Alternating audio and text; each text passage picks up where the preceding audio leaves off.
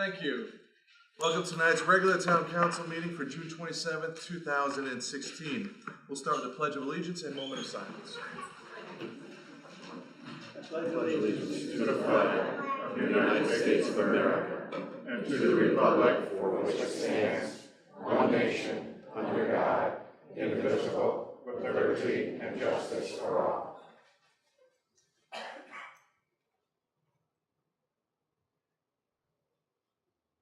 Thank you.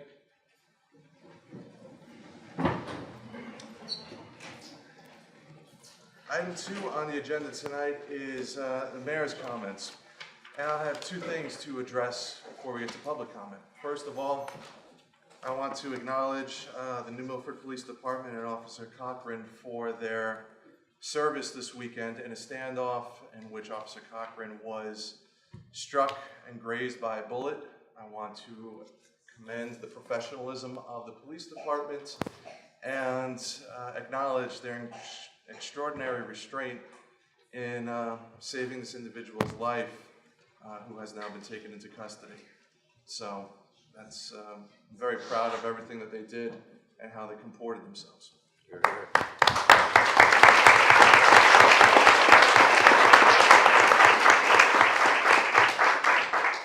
I have a brief statement to make regarding the extension of town insurance to non-employees, and then I'm sure there'll be plenty of public comment on that to follow. So, the provision of health insurance by the town to its employees is a central component of the package of benefits that the town is able to offer, in addition to salary and pension. It's also one of the greatest drivers of cost increases and a constant pressure on our budget and ultimately the taxpayers that we represent. It was recently brought to my attention that the town has been providing the town's health insurance policy to non-employees, specifically the Children's Center and Center Cemetery staff. My review prompted some legal, policy, and financial concerns. In addition to the $79,500 payment the town makes to the Children's Center, the town has also been providing its health insurance to Children's Center employees since 1990. This year's premium is $228,000, of which the town is proposed to pay 30%, or $68,400. The basis for this percentage is unclear. In addition to the insurance premiums, the town is self-insured and pays the claims that are submitted against the health insurance policy, including prescription drug claims. We have paid more in these claims than we have collected from the Children's Center. The risk of catastrophic losses in the future cannot be minimized or ignored. Our plan documents with Cigna define eligibility for the plan. All of the relevant terms refer to employer and employee. Every contract the town has with the state and the Children's Center identifies them as a subcontractor. A subcontractor is not an employee. The town does not hire, fire, pay, or in any way supervise Children's Center employees. A plain reading of the town's health insurance documents makes it clear that such insurance is limited to town employees. The extension of such insurance to non-employees is simply not authorized under the plan. The town has provided 3 months to the Children's Center and Center Cemetery to obtain alternative insurance. And we've offered to work with our insurance company, Cigna, to provide a group plan to the Children's Center that is affordable. At the very least, they would pay an additional $68,000 to pay the full amount of the town plan. We provide them with $79,500 in appropriated funds from the budget. So it's more than enough to cover the additional $68,000 cost. When I first took office, the prior administration had offered to extend the town's health insurance to a former employee, and I refused to extend the health insurance on the same grounds. It should be noted that I have received a request from the Candlewood Lake Authority, a governmental body that actually represents New Milford, to allow their employees to join our health insurance plan. I anticipate other worthy nonprofit groups, including daycares that also service low-income families, Education Connection that provides Head Start programs in New Milford, groups like the Pratt Nature Center, New Milford Visiting Nurses Association, animal welfare societies, local art and cultural institutions, other charitable groups, all to apply for use of the town's health insurance plan. Whatever reason or justification was offered in the past for this, nothing in the present authorizes me or the town to redefine an employee as something it clearly is not. So to clarify, for tonight, there is no vote on the agenda, no action to be taken by the town council. The personnel director is here to update the council on this decision and answer questions. The decision is not an easy one, but necessary considering the plain contract terms and exposure to the taxpayers of New Milford. Thank you.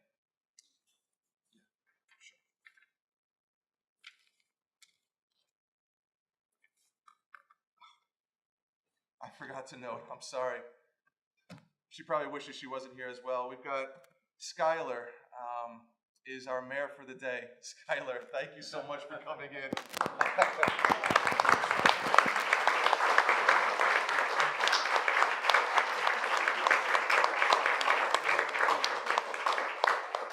Skylar took a great tour of Town Hall this week. She actually had an amazing suggestion when she came in. She suggested, because she goes to Fine Line, that on Railroad Street, the cars go too fast, and why aren't there any speed bumps over there? And I said, you know what?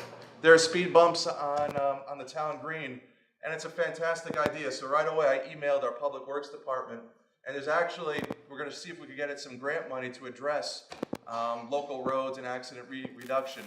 And it was so perfect, and we were looking for a way to do this. So I'm so thankful for Skylar to bringing that up, and hopefully we can make it happen, and you'll be there for the ribbon cutting. So thank you so much. She's already earned her keep.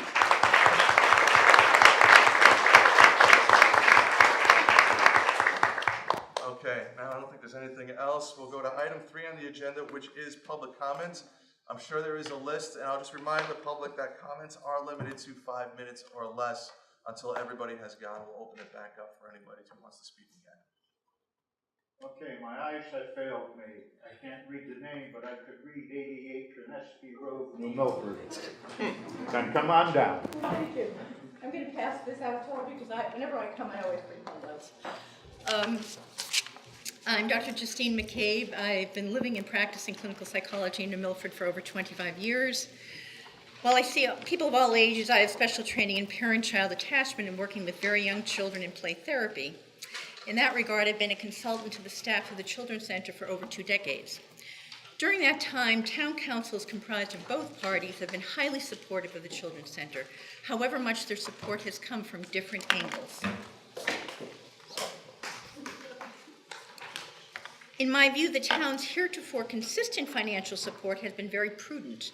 On the pragmatic side, recognizing that if the Children's Center is unable to provide childcare on a sliding scale, for many, if not most of these parents, they will be unable to go to work, thus placing them in the position of seeking unemployment funds from the town or state. On the progressive humanistic side, research shows that children receiving high-quality daycare, early childhood education, as they do at the Children's Center, do better in many indices, less likely to be retained in their grade, more likely to graduate from high school and be employed than those who have not attended such high-quality programs. In sum, there is much advantage to children, including socialization, becoming more empathic, learning to cooperate, so that they are more ready for kindergarten. I think none of us disagree with that. As I understand it, the Children's Center, as a delegate agency, not like other nonprofits, as the mayor has said, brings in about $325,000 in state federal grants, to which they use for all kinds of purposes, including contributing funds for insurance premiums to the town, which now includes them in the town's health insurance policy. I urge you to continue this practice. I urge you to consider that the income of the staff of the Children's Center is pathetic. The top salary of two teachers with master's degrees is $17 per hour. The remaining teachers earn far less than that, so anything more that they have to contribute is going to place a huge dent in their ability to operate. That we have such little respect and care for those who educate the youngest of our children is beyond the town's fault. It's a national attitude towards those who care for young children. Nonetheless, keep in mind that these teachers are educating children at the most important, most formative years of an individual's life, the critical years where children learn basic self-control and self-management, including being able to manage aggression, verbal skills, and creative use of their imaginations. On a structural issue and democratic issue, my understanding as a resident of New Milford is that the town council has always had the ultimate authority to decide on any line item in the town's budget, not just the mayor. I assume that that continues to be so and that you'll all vote to support the Children's Center and continue in the insurance policy as it is. Finally, as an aside, though an important one, I believe health insurance is the single most expensive expense in this town and others. If we had a Canadian-style single-payer system in this state, let alone in this country, we would reduce healthcare costs while providing health insurance for all, no matter where they lived or worked. Hopefully that system, Medicare for All, will come to pass in the near future, and we will have to avoid these very costly discussions, and people will be treated equally as far as healthcare is concerned. Let me just ask you, you mentioned, Yeah. what's a delegate agency? 'Cause we've been It's a looking into that. special agency. Susan Johnston can speak to that more ably than I can, but it's a special category that allows them to be unlike other nonprofit groups. I appreciate what you said about other nonprofits that are contributing to the well-being of this town, but this is a very serious one that has ramifications all over in terms of the teachers' salaries, but also in terms of if they have to put out more money for health insurance than they already are, it means that fewer parents who are being treated or being at the school on a sliding scale will be able to come. That means more parents will not be able to work. That means that they may have to get assistance from the town and from the state. So it has a bigger ramification, I think, than some of the other things you're talking about. Are you basing that on the 325 number? Because they actually get 650 a year from the state. That's what I understood. Susan Johnston can speak to that more. I'm mainly talking about any further reduction in monies to the Children's Center, anything more that they have to pay than they do now will have serious consequences for the parents who send their children there and for the teachers who work under enormously deprived conditions as far as salary is concerned. Well, that's why we're working with them to get a plan that might actually be better and cost effective. Nobody's ever looked at it. So, but thank Okay, you. thank you. Michael Barnes?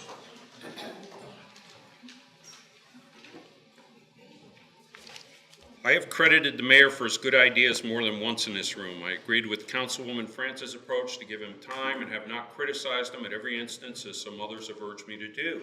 I even complimented the mayor for resisting the political pressure to put money in the budget for Pettibone. It appears my confidence was misplaced. I thought this year's Board of Ed budget was way too high in light of continuing enrollment decreases, but I agree with the mayor and Councilwoman Francis that it was late in the budget year, and if his suggested cuts were made, I would not fight the budget overtly. Afterwards, I found out that 80% of the so-called cuts were reductions realized this year and never should have been in the budget in the first place. Why didn't we know this at the town council meeting to consider the Board of Ed budget cuts? The chairman of the school board was asked for a copy of the superintendent-elect's recommended cuts, which he had previously given to the school board members, but Chairman Lawson refused to share those recommendations with the town council. That does not speak well of someone seeking state office. He had the recommendations in his hand and refused to share them with town officials. Councilman Esposito was right when he called the school board chairman disingenuous. That was exactly what he was being. He knew if he gave that information to the council, they would clearly see there were almost no cuts at all to the school budget. The Children's Center and cemetery workers in New Milford have had their health insurance through the town for years.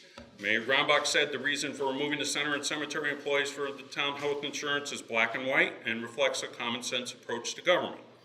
Just like the mayor's idea to bond road repairs, this isn't about black and white common sense at all. It's about the money.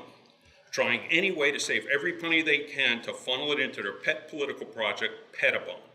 That brings me to the real reason that I mention all these things that put together form a pattern of conduct to skirt town regulations and acquire money. The current secret and underhanded attempt by this administration to keep their plans and current actions regarding the Pettibone property from the light of day.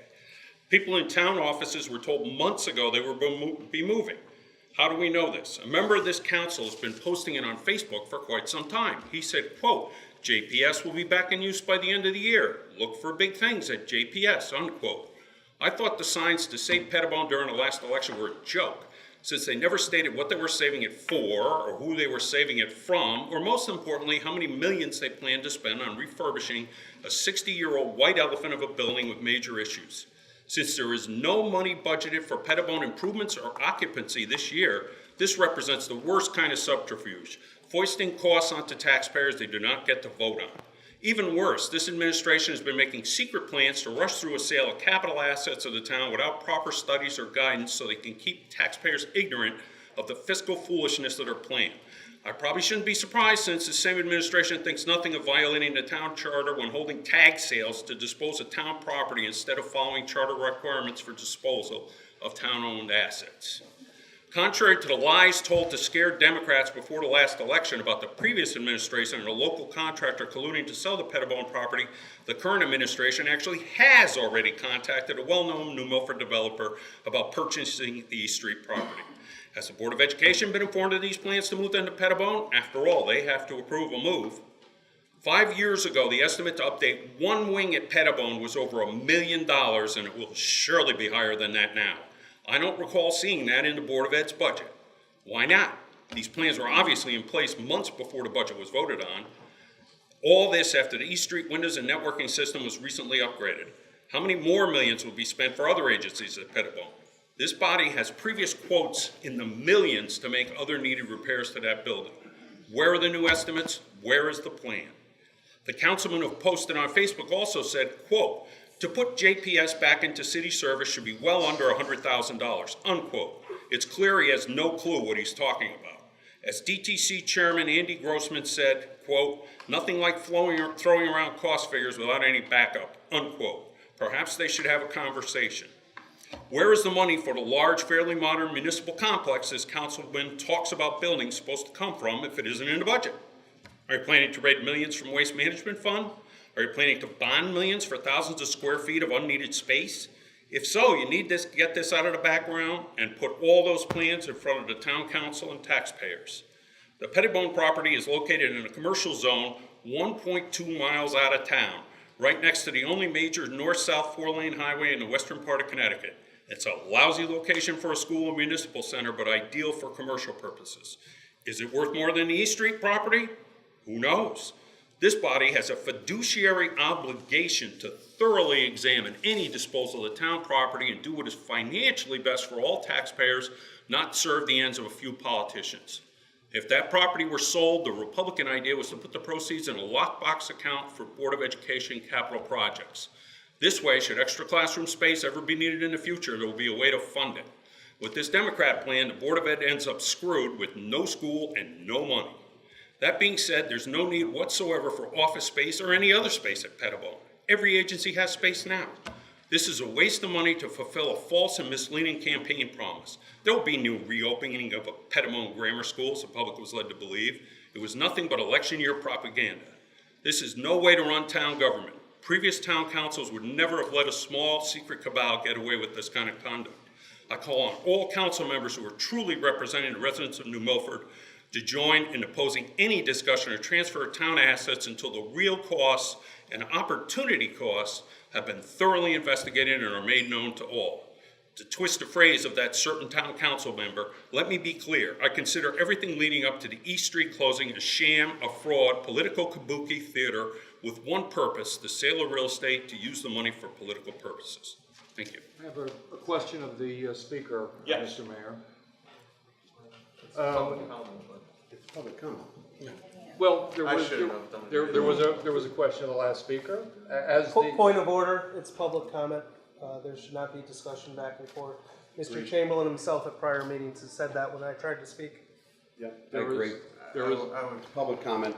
Let the there's a lot public of people speak, that are please. waiting, and I. Let the public I should speak. have Something comes up here in asked the the question discussions you before. want to clarify, go ahead. I think we should I let the public would, speak. as the person, as the city council person, Point the of town order. council person in What is point of question, order? Going through Point of that last order is step, to Mr. move Bass, forward what was with the point next of order? comment well, per the agenda. It does not say discussion. Right. Yeah, we can't Public get into comment. questions, I'm gonna, Scott, we We'll gotta be get here all through night this. long. And we're gonna have a A lot of chance to people from the address public this. are here. Sir, it's item 11 on the And you said agenda, the same so thing to there'll be me, a, Scott. What's fair is fair. there'll be a chance. Mr. Bear. Who's next? When?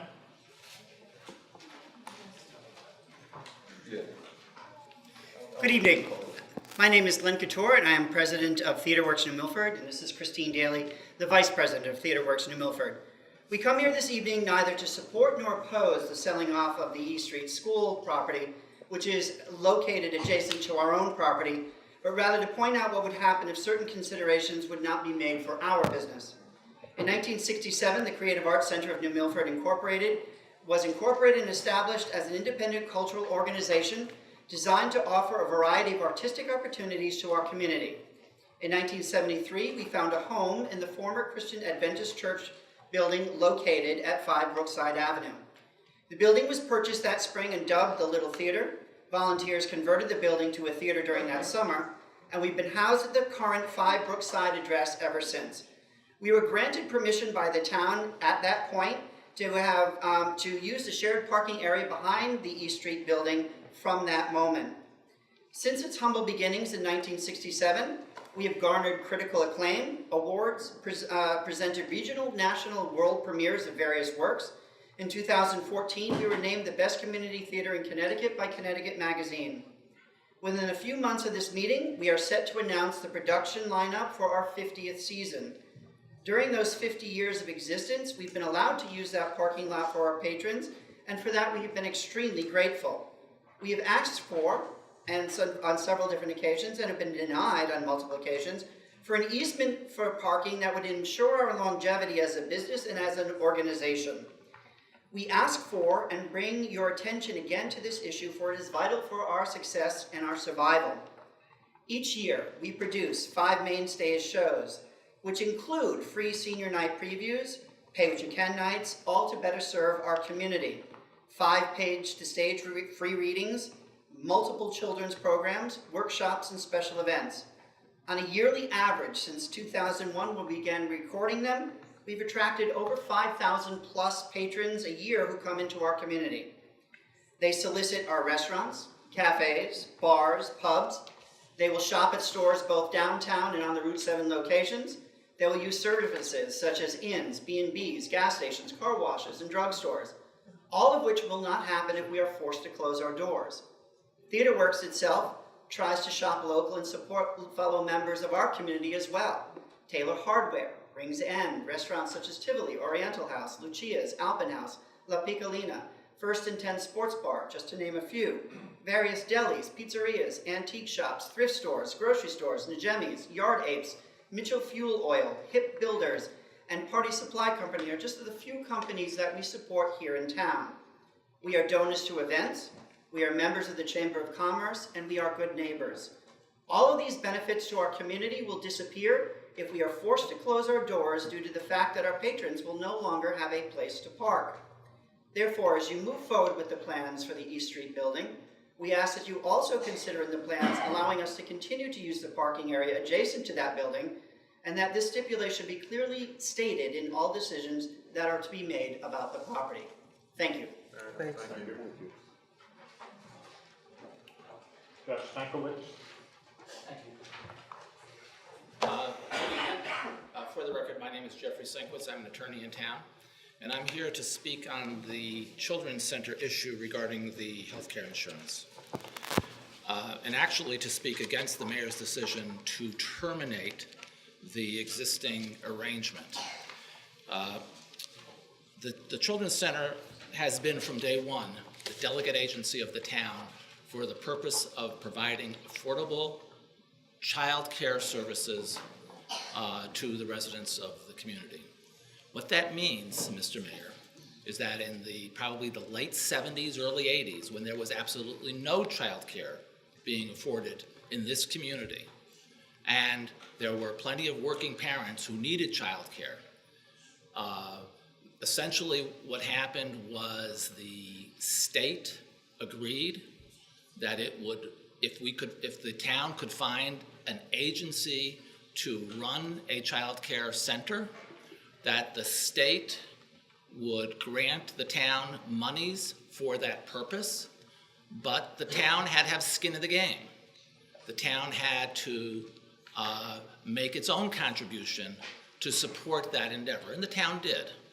I can't go through all of the history and all of the funding machinations, but the town always supported that.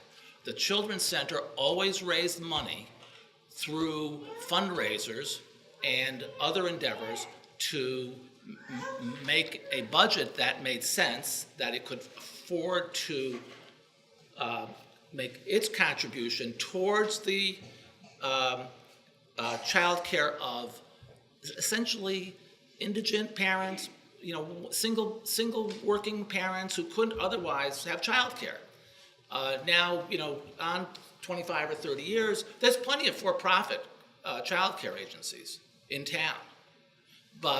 And maybe even some of them, as part of their business plan, give some sort of a sliding scale. But the Children's Center does it on behalf of the town. They're your agent for that purpose. In 1990, when I was the town attorney, the Children's Center, or actually Jane Davis, I assume she was from the Children's Center, she approached the council and she asked that the Children's Center be added to the town's insurance plan. I have excerpts from that meeting. And the idea was that the town, if they could get on the town's plan, they could provide insurance to their employees at a lower cost than they would otherwise be able to do if they were to go out into the marketplace and try to buy that insurance. It's my understanding that over the years, it has become, or is currently, a self-insured plan where there's a estimated expense, and I think the mayor has referred to it as a premium, perhaps it's called a premium, but that it's really a self-insured plan, and that that's the last one. I'll give one to Frank. If that's the last, that essentially it's a self-insured plan.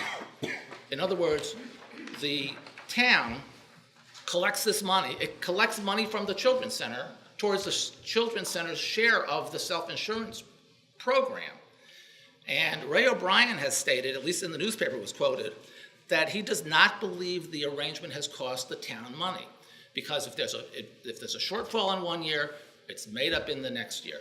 If there's a surplus in one year, it's sort of a credit in the next year for these Children's Center employees, and it's my understanding there's about 11 or 12 of those employees.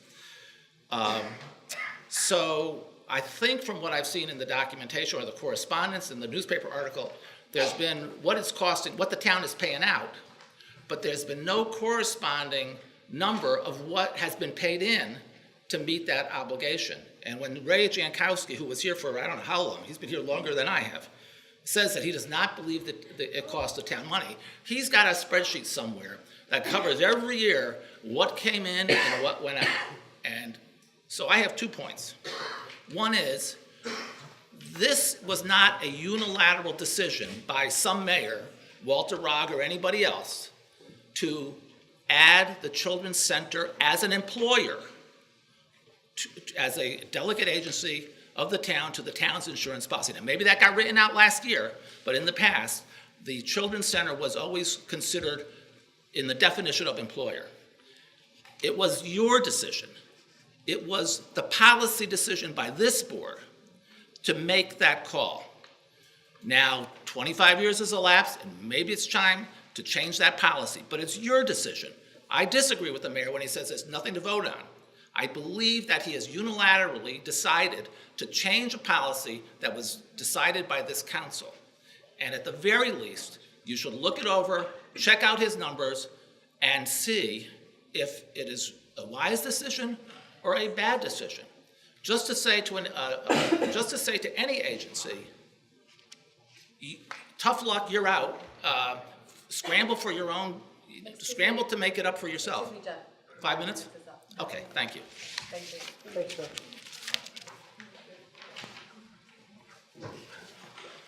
Well, I'm Susan Johnston, I run the Children's Center. So I also have copies of the minutes, oops, I have that one, from the town council meeting of May 1990. So you have that to refer to. When I want to address this, first I want to thank you, David Gronbeck, Mr. Mayor. I love your focus on trying to keep costs down. We're with that. We don't want the taxpayers suffering. We want to be part of the solution. I know it's a hard job. So thank you for that, and thank you, town council members, for giving this time to talk. I don't have to go into the background because Jeff did it really well. It's been a long, long run. And I think about the issue at hand, there really are the three issues. There's the legal issue, there's the financial issue, and there's the policy issue. I'm not going to deal with the policy issue right now, but I will talk briefly about the legal issues and the financial issues. The first legal issue that we see is whether the town has authorized the Children's Center to be on the plan. Whether it was a legal authorization or was officially and appropriately done, there is absolutely no question. We are an authorized obligation of the town. May 15th, 14th, 1990, legally and properly done by the town council. Second legal question is whether Cigna defines eligibility. It does not. This is a self-defined plan, a self-insured plan. The document that the mayor referred to is called a summary plan description, an SPD. It simply puts the word employee in there. This plan was voted on as for the town to be a participant in, the self-insured plan. The Children's Center was appropriately added to the plan.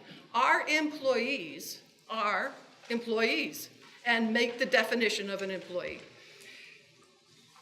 So whether it's the plan document never anywhere refers to the town employees or employees of the town of New Milford. It simply refers to employees. All of the people on this plan are employees. The third legal issue is whether the town needs to pass a new resolution keeping us on the plan by expanding the definition of employee to include non-employees, the non-employees identified. The current definition of employee is fine. All of the people on the plan are employees. We're employees of an agency that's allowed to be on the plan. We actually spoke with a government auditor and asked this question, and his response was the town council was absolutely appropriate in what it did. The mayor is not authorized to undo an action of the town council. The town council is the only one that can vote on this action. So that auditor does not believe a new resolution is necessary to include us specifically.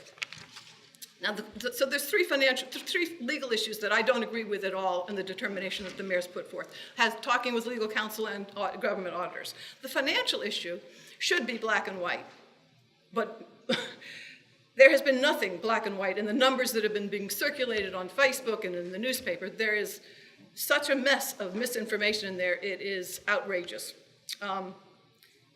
So we can't make a decision whether the recommendation by the mayor, whether we should or shouldn't be on the plan, whether we cost or don't cost the town money. We don't know, because the numbers that the mayor has provided to the newspapers or to the auditors or to the council don't make sense to us. We actually have, and you have in your packet, information from Ray Jankowski, a sample of the spreadsheet that Jeff referred to. It showed all of our expenses, all of our contributions. It was for the year 2004, 2005. It's a sample illustration of what the town did, and our understanding from Mr. Jankowski is we've basically been a break-even operation. We don't know the numbers now. We did our numbers for 2011-12. There was a little bit of a break-even on that one too. I don't have more current information. I'd like to see the numbers, but I just don't know them right now. I do know that on June 20th, this delegate agency of the town received a certified letter from the town that said your insurance cost is going up 58% in 11 days. No, 10 days. We're a razor-thin operation. We are very sensitive to our costs. We don't have 58% increase available to pay the update. Also, the letter said we were off the plan. Done. Mayor's decision, we're off the plan. Well, I think I have a simple request of you tonight. I would like a full audit. I'd like to understand the numbers. I'd like to understand the legal issues. I'd like us to work together as we have for 45 years. This town should take incredible credit. 3,500 children have graduated from the Children's Center. 3,500 of these children right here, Skylar herself. I'd like you to be the mayor today. I mean, David, not to say that I don't want you to be mayor, but she's our graduate. You know, maybe she'd have a different perspective. I'd say probably 5,000 families have stayed employed and paid taxes.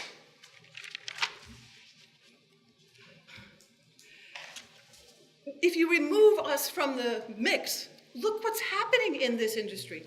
TIA's just closed. Judea is closed. Washington Montessori has reduced its programs. Southbury has 2 child care centers gone. Roxbury, the children's station, is closing. It's a tough business. The town's support has made it possible. And I'm afraid who will fill the void if we're not here? Do we, as a policy member, still want to support the low-income, moderate-income people who work? No one on our school's sliding fee scale is there for free. They show us their tax returns. These are the families that work, right? Let's support them.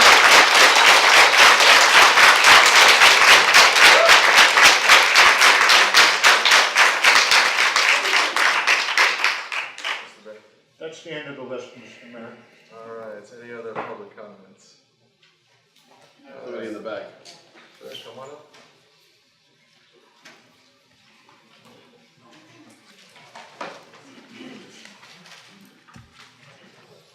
Hello, my name is John Deanna.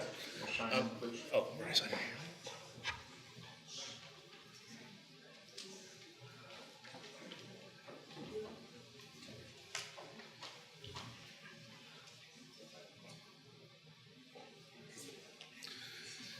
I'd like to address the town council. Have your address, please, also. I'm sorry? Your name and address. My name is John Deanna, 44 Housatonic Avenue, New Milford. I've lived here all my life. My son went to the school, and I can't express how important these people were to my family. I volunteer there because I know they don't have the funds to do the things that they need to do. I am willingly, and I've done hundreds of hours of volunteer work at the school. And I think it would be a shame and a discredit to the town if we don't help these people out. These people take care of our children. They're the first people who shape our children. They take care of them. What are we telling them by saying, you're not worth it for the insurance? That's how it sounds to me, that you're not worth it. I think it's very important that we keep this in place for them. That's all I have to say. Thank you. Thank you.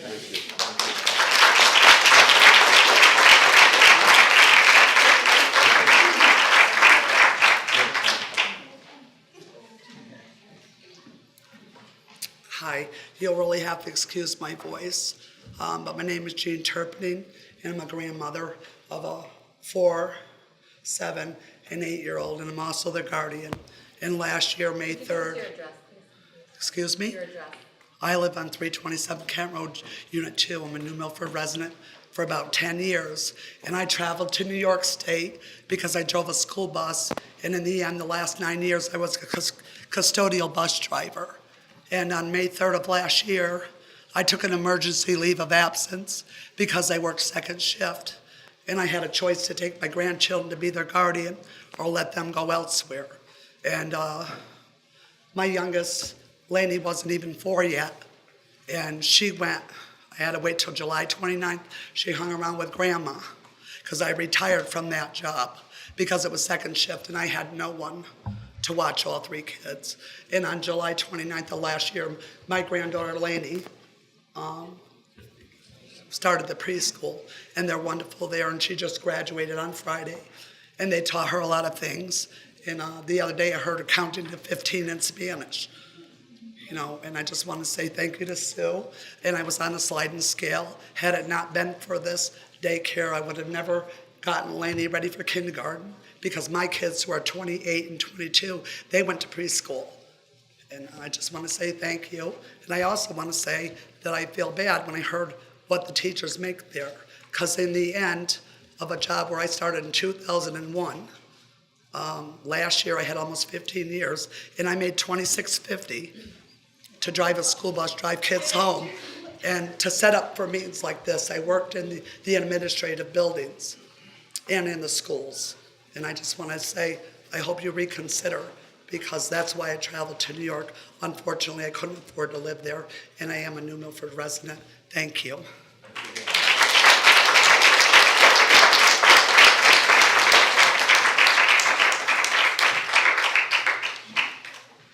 All right, we'll move on to item Another hand.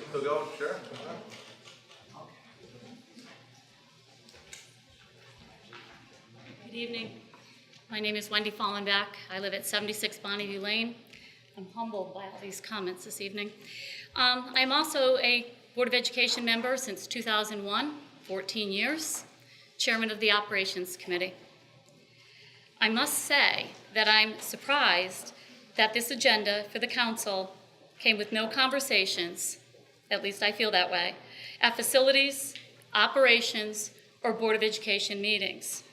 When I saw this on the town council agenda, I immediately emailed the board chair and asked him why was this on the agenda and what conversations had taken place prior to this posting. His response was a link to the town website saying, ask the mayor. So I am here asking the mayor. I ask, why no conversations? Why hasn't this been before any of the subcommittees? You were gracious enough to give me an hour and a half of your time when I met with you in March regarding the capital reserve. At that time, I mentioned to you and urged you to come to our subcommittees to discuss issues and we can collaborate. You, as the mayor, are ex officio of the Board of Education. I saw you at the Q&A session for the budget forum, and we spoke briefly for 15 to 20 minutes outside about moving forward, working together. I believe that. But really, this is how it goes? We are still, to some degree, the custodians of the East Street School building. The Board of Education had to formally vote to relinquish both the old post office building and John Pettibone. The last legal opinion was sent to the Board of Education, dated February 27, 2015, and it stated that the board has custodial rights to a building even if we are using it as, quote, closet for storage. While it is unclear that that legal opinion may vary depending on this current building, this is not collaborative, and I don't feel it's appropriate. I look at this agenda as a preliminary eviction notice. And I think we can all do better as a town to collaborate. So I'm asking, did you work with the Board of Education? With whom at what level? What are the costs associated with a possible move? What is the time frame associated with a possible move? What is the long-term plan in establishing and funding this move? And why has the Board of Education been out of the loop? I was told by the chair to go ask the mayor, and so here I have. Thank you.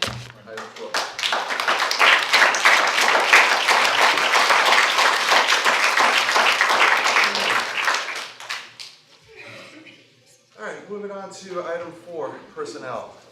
Mr. Bolero. We'll provide an update and address some of your concerns. Mr. Sinkowitz, I'm still here. We still have some questions for you regarding the 1990 opinion as well.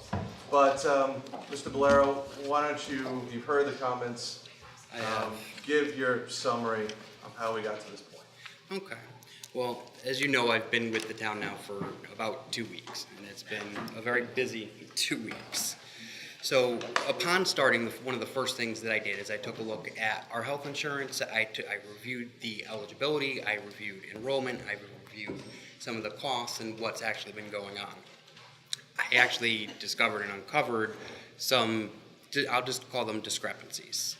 Retired police officers were actually on the wrong health plan for their union contract, which I have sent out letters and I've worked with them. I've actually corrected that in the immediacy.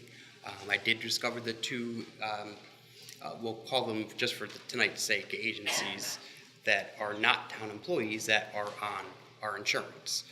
So specifically regarding the Children's Center, I know there's a lot of people here. Several issues have been uncovered.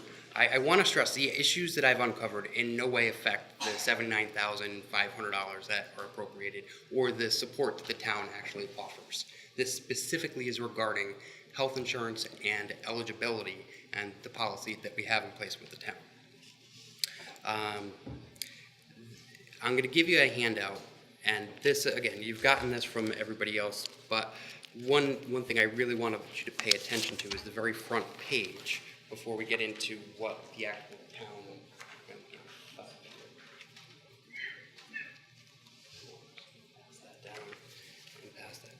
one of the questions that kind of came up was going to be just the question of an employee and what is an employee. Well, based on MARA, which is the actual Municipal Employee Relations Act, a municipal employer means that any political subdivision of the state, including any town, city, borough, district department of health, school board, housing authority, or any other authority established by law, whether that be a private nonprofit corporation which has a valid contract with any town, city, borough, or district to extinguish fires and to protect its inhabitants from loss by fire, and any person or persons designated by the municipal employer to act in its interest in dealing with municipal employees. Where there is a dispute as to employer status, the Labor Board incorporates the common law test of whether a given body is an employer, whether it has the right of exclusive control over the hiring and wages, hours, and conditions of employment of the employees, in which the town of New Milford, regarding Center Cemetery and the Children's Center, has absolutely no authority whatsoever. And by definition, they are not employees of the town, and therefore make them ineligible to our plan. So as you look through this packet that I just handed out to you, you can see this is the agreement between Cigna and the town of New Milford. You can see it's actually labeled page 12, member changes, and you can see the specific language, the member if an employee becomes a member. And I'll have you flip to the next page. This is actually the current plan year that we have, and we get into eligibility and the definitions thereof. So this plan is offered to you as an employee. You will become eligible for insurance on the day that you complete the waiting period if you are in a class of eligible employees and you are an eligible full-time employee. There's further definitions that go on the last page. I also want to make a very, very important distinguishing comment. So the last page where it says member, a person eligible for and enrolled in the plan as an employee or dependent. And then it gets into participant or participating members. That would be if we were extending the insurance to people that were not employees. They would be participating members. We do not have participating members in this plan. It is true we are a self-funded plan. There is greater flexibility for self-funded plans for who they actually will add to those plans. That is not in question. The question comes into the relationship that we have with Cigna and what we've put together from a contract that, as a personnel director, I look at and determine what that eligibility will be. And it's offering to town employees only. So there's another issue that I actually wanted to also bring up. And I believe, were you given the copy of the minutes from May 14th of 1990? Yeah. Everybody has that? So, just in reading this, Jane Davis requested that the Children's Center, as a delegate agency of the town, to be placed on the town's insurance with the Children's Center, reimbursing the town for the cost. She said that employees were asked to help assume the cost and that the insurance would be for employee plus one rather than whole family. She said that it would be a $9,000 savings for the Children's Center if it was approved. It was then asked by Mr. Lillis if it was proper to disperse town funds for non-town employees. Attorney Sankowitz did say that the Children's Center administered the town's grant and that the carrier felt its employees would be eligible. Keep in mind that this was 1990. He said more research was needed. Mr. Lillis said that he appreciated the interest for cutting costs, but thought there was a serious problem with the town accepting the responsibility. He asked if it was possible to put a cap on the town's responsibility. Ms. Davis said that there was anything was possible and that the town, that they currently have 11 employees that would be covered. This goes on saying that taxpayers would be getting a value from this arrangement. Attorney Sankowitz says, as a practical matter, no money was left over after the grant and it was a deficit operation. He said the town, without the town's operation, the operation would cease, or without the town's assistance, the operation would cease. At that point, Mr. Lyon moved to include the employees on the Children's Center in the town's insurance, reflecting single plus one plan and the amount to be paid by the Children's Center. That did end up getting approved. The issue that I've actually uncovered is that since 2012, what has actually been going on is the Children's Center has not only been paying 70% of their total premium cost, but the town reimbursing the other 30%. There's also been up to four families that have been participating on this plan, both of which being outside of what was agreed to back in May of 1990. So as I look at this and I look at the overall eligibility, I didn't really want to get into the cost, but I'll just very quickly share what the numbers have actually been. So since July of 2012, the town has, well, I'll put it into the facts of the town has paid over $971,000 from total claims and the premiums that have actually come in. The town cost, after being reimbursed $680,300.07 from the Children's Center, it has cost the town over $280,000 to its taxpayers since 2012. With all of these reasons, it's both policy and financial. I've spoken with our town's attorneys. I've spoken with KERMA, our risk assessment company that handles all of our risk teams and our risk insurance. If we expand the definition of an employee, we can open ourselves up to a greater liability risk. We would be covered through those costs if there were to be a lawsuit, but it would bring the town as potentially being named in a lawsuit if we're one to come from whether it be a delegate agency or another nonprofit that was on our plan. Furthermore, like the mayor had actually said earlier, if we are offering our health insurance to nonprofits, if we are offering it to people that are not just town employees, where do we say no? How do we make the decision on who comes onto our plan? Being a self-funded plan and a self-insured plan, it's not something as personnel director that I would recommend doing. Right, let me just ask you, this term delegate agency has been thrown around. You've been able to research that or find that information? I have. So to define a delegate agency is an agency contracted to operate a grantee's, whether it be Head Start, Early Head Start, or Migrant and Seasonal Head Start program, similar to a subcontractor, which brings another very good point. If we're looking at a subcontractor in any business, subcontractors are not eligible. They're not employees, and they would not be eligible for the plan. Legal, do you have anything to add? I do. All right, thank you. I make no comment as to the propriety of this, whether it should be done or not. I disagree with Attorney Sinkwitz on one thing. We've done that for about 30 years. We hate each other. You've never been right, though. First of all, I wanted to know, did they ever get an opinion from you, Jeffrey? I've been asking them for an opinion that you might have given. They didn't follow. I suggested one, but they never. No, I didn't suggest one. I suggested they should defer action on it until, I wanted to talk to the insurance people to make sure that they had no problem with it. And apparently they didn't have any problem with it for 25 years, so I did not write an opinion. Okay, that's what I understood. But what I believe legally is that this is an administrative action. I don't think it's a legislative act. The reason for it is because in the director, the definition of director of personnel is to administer the benefits program. The administration of the benefits program is the determination as to whether or not an entity or a person is eligible. So that's what I believe to be an administrative act as opposed to a legislative act. I think the legislation, the town council would come in if there was going to be an ordinance, you're going to create an ordinance, or if you were going to amend the personnel manual. I don't think that was done. I don't think the personnel manual was revised to include this class. So I believe that the town or the personnel director in this instance is on solid ground by making a determination administratively that there's no eligibility under the terms of the policy. Again, I believe it's administrative. I haven't litigated the issue, but I believe it's an administrative act. Mr. Bass had a question. Thank you, Mayor. Question to you, Randy. If we're determining per the Human Resources Director that these people are termed not employees of the town, then there shouldn't be any jurisdiction administratively on the said employees.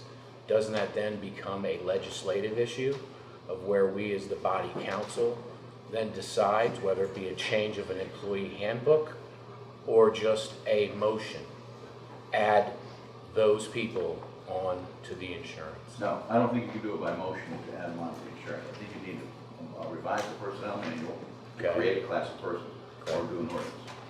Or you can do it, you have to, and And the only way I could see how this could have been done in the past was initially, was by way of a supplemental appropriation. That would require legislative body action, supplemental appropriation. And then it could have carried over every year by way of a regular appropriation in the budget. But that's a stretch, as far as I'm concerned, vis-a-vis the doctrines of municipal law that I practice. So your opinion, Randy, to offer a solution if this board decided to do it? Well, I don't do policy, but I don't make ordinances or statutes. No, I'm saying the methodology it would of have doing to be it. either creation of an ordinance, Okay. thereby declaring as a matter of legislative policy, a legislative will, that this entity shall be, a delegate agency shall be an agency of the town, and those in it shall be employees of the town. That's a dangerous and slippery slope, but you can do it that way, or you can do it by way of essentially modifying the personnel manual to create a class of individuals of a delegate agency. But that's, of course, the legislative process. Well, Randy, in addressing that also then, I mean, we signed a contract with Cigna, defining what an employee is. Now we're redefining it. We have to go to Cigna also to kind of get their approval for this redefinition that's I'm not sure outside you'd the have to get their corners. approval. I think you'd have to vet it with them in order to determine that. The other issue that Greg highlighted, and I'm very aware of this, because I represent a lot of different towns, is KERMA. You have to be careful of what KERMA is going to say about your underwriting worthiness, if you will, by adding a class of individuals, especially as employees who are caring for children. It's just a fact of life. That's a decision for you to make, not the town attorney. Thank you, Randy. Mr. Szymanski, I had a question for Mr. Bolano. The liability that you were speaking to was with respect to KERMA? Yes. Can you explain KERMA just for the 100 or so people in the audience? So what KERMA is, they actually handle the town's insurance outside of our health benefits. So whether that's going to be from a workers' comp, whether that be from a liability, but KERMA is kind of our risk management group. My understanding is for the coming fiscal year, we had budgeted for these people to be within the plan for the budget that was just approved. I had just come on board, Mr. Mansky. I have not had a chance to review the budget. It's been 2 weeks, so that I do not know whether or not that was budgeted or not. But you're saying they're within our policy right now, right? They are on the policy as of right now. That is correct. Okay. So I would make a reasonable assumption that budget-wise they were put onto this budget. With respect to the nonprofits and your concern of the number of nonprofits that could potentially come on the policy, say we were to vet it with Cigna, they were okay with it, we were to vet it with KERMA, and they were okay with it. You had another concern that was the number of nonprofit agencies that would then all of a sudden be eligible, all of a sudden, although these people may have been on it for 30-something years, you're concerned that every agency is nonprofit in town. Couldn't we simply note it in such a way that our personnel manual, that it would be for the Children's Center and the Center Cemetery, and make it a distinction from other nonprofits? Would that be legal and acceptable? If they were town employees, it would be acceptable, but not being town employees and not being an actual employee, that's where I kind of differ from you in that capacity. I'm saying could we differentiate and specifically state? We could write contract language that would absolutely take care of something like that. But where do we draw the line? Do we tell the ambulance corp that the work that they do isn't worthy of them being on our health insurance, or the firemen's, or go through? They are not. Okay. So, that's where I look at it from a global perspective. It's very concerning that other nonprofits would, and we have been approached to bring others onto the plan. I mean, personally, I'm just one of 9 people, but I personally think that this was done in poor taste with respect to the way that just a letter was given to them. I think that as someone who volunteers my time, I find that absolutely unacceptable. Okay. I think that you should immediately vet with Cigna if it's acceptable to put it on their policy. I think you should immediately vet with KERMA what their concerns would be with respect to legally adding them to the policy. I'd love to see the last 10 years, what the actual premiums paid were versus what they paid.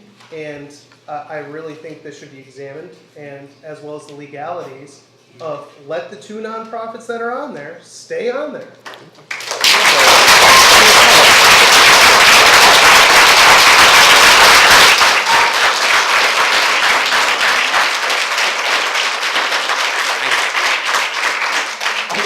comment. I get the clapping. I've been there before. But we are trying, I get that you support this. You're here to support the Children's Center, and we're not here against the Children's Center. It's not a qualitative decision. We're not saying, one's bad, one's good, they're great.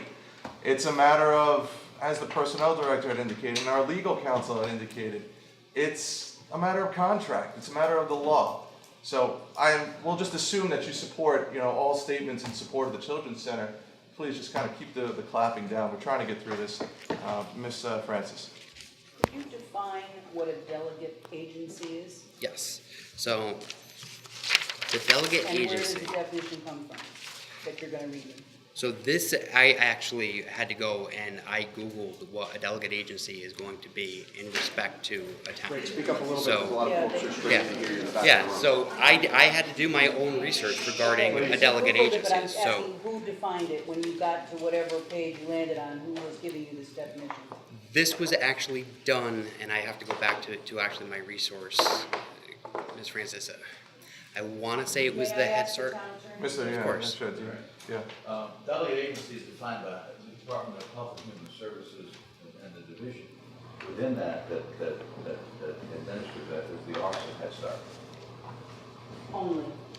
Yeah. You specifically mentioned Head Start, that's it, it's federally funded? Yeah, and there's different Head Start tendrils, there's different aspects of Head Start, but it's defined by that agency. Can I just say, Ms. Johnson, are you funded by Head Start or by Social Services, the daycare program? A delegate agency is defined in the contract with the state and the town. We are the agency to which the town delegates funds from the state. Let me just So that is how the term delegate agency came to be applied to us. That's a second question, but, so you're not funded by Head Start, No, right? we're not a Head Start organization. We are state funded, but not Head Start. Right. And to get to the contract, I've gone through it, there is no mention, you're called a subcontractor, but not a delegate agency, anywhere in that contract. I don't have that contract. You never shared it with us. Well, we both signed the contract. You're talking, I thought you were talking about the contract with Cigna, my mistake. No, the contract where you claim that you're a delegate agency, you're identified as a subcontractor, even going back to 1990. I'm referring to the town's term to us as a delegate agency. Yeah. But Only- which- only what was in I the just town- want to clarify. The town council, where we referred to as the delegate agency. Well, you referred to yourself as a delegate agency in 1990. Right. But there's no contract between you, the town, the state that identifies you as a delegate agency, correct? Because you're not Head Start. We'll do some research and look into it. We don't have I don't have the documents. I could tell you, and I know that we've gone through them together, the But as I said, contracts. we want to get through this, so we don't have the answer to that right now on our end. We haven't done the legal research we were given. Today is 7 days since we got the letter that we knew that this was going to be an issue today, but I don't have the No, information. I understand, Ms. Johnson, But but, I did talk to Cigna, and they said there's no problem with the town having us on the plan at all. but a delegate agency is defined by Head Start, and that's a very specific federal program. And they actually do fund programs here in New Milford, Education Connection. We have a Head Start program, used to be at Pettibone, but it's now at Hill and Plain and Northville. So there are Head Start programs, and Education Connection is a delegate agency of that, right? But that's not where you're funded from. Right. This is a different program that we use the term delegate agency from the meetings from the town council. I don't know who started it being called that way. Okay. I assume it was right when we got the grant from the town. I'm not trying to really, but I'm just telling you, I've looked through those contracts going back to the 90s, and you're a subcontractor of the town, but not a delegate agency. Could I ask you another question? Sure, Ms. Francis. Greg, one more. Okay, so you mentioned PERMA, and I understand the importance of that. Have you discussed the 30-some-year relationship that the town has had with the Children's Center with PERMA specifically? Kerma, the relationship for the length of time, in their perspective, in the conversations that I've had with them, the length of time of the relationship is not what is important. But I meant, just because we've had it that long, have you discussed, let me rephrase, have you discussed specifically the Children's Center relationship with the town with PERMA? I have discussed the Children's And they Center told with you- Kerma that they did not recommend extending expanding the definition of an employee and to extending benefits to Okay. non-town employees. I heard you say that. And did they find any fault that maybe nobody thought of or looked at before in all of the years that we've had this relationship? No, they never came- I didn't broach that with them No, but I mean, in your whatsoever. knowledge, they never came to the town and said, you really got to do something about this because it's putting you in a liable situation. during my conversation, they didn't say that this had been approached or. But I think if they approached had, we before. would have heard it. Well, here's So- the issue also, and I'll Yeah. address that, Katie, because Cigna relies on the town to certify who's an employee. So they're not doing spot checks. So what it requires, when somebody comes on, the town hires an employee, personnel department has to submit a form that says, here's the employee, employer fills out their part, here's the employee's information, and we submit that, basically certifying to Cigna, this is an employee of the town, and then they take that and they incorporate it. Now, they're relying on our assertion, or verification of an employee. That that the town is taking whatever risk there may or may not be by submitting that person and saying they should be underneath our policy. They don't check it. They have no way to know whether they do or don't. They're relying on us, but I think there's inherent in that when we submit it saying somebody's an employee, I'm a contract attorney. When you say something that, Right. with regard to a multi-million-dollar contract, you've So got they to be wouldn't clear. come back and check. I mean, they would just believe us. Why wouldn't they? Well, they have believed us. Yeah, Can they go okay. back and check? Absolutely. I mean, They absolutely could. Okay. I'm just curious especially if they there was ever did. 100, especially, right now it hasn't been anything catastrophic, but let's say there's a fatality or, a catastrophic diagnosis. And, now we've expended a $150,000 stopgap and Cigna is on the hook for $1 million in medical bills. I guarantee you they'll come back and say, this person's not an employee, so we're not going to cover them. No, I just wondered if it had ever come up in anybody's knowledge all these years. I've been here So, 7 months, okay. he's been there 2 weeks. No, I Our know experience is that. limited. Right. Okay. Well, thank you for the definition. May I ask a question of the? Please, Mr. Chamberlain. The definition of employee, going beyond the issuance of health insurance, does it have other implications, say, in terms of workers' compensation or unemployment insurance or other manifestations? Absolutely. Could you explain what those might be? So, to be considered an employer, we must have the exclusive control over the hiring of wages, hours, and conditions of employment for the actual employee. So when it would come to workers' compensation or where it would come to unemployment, we would not be liable for any of those claims.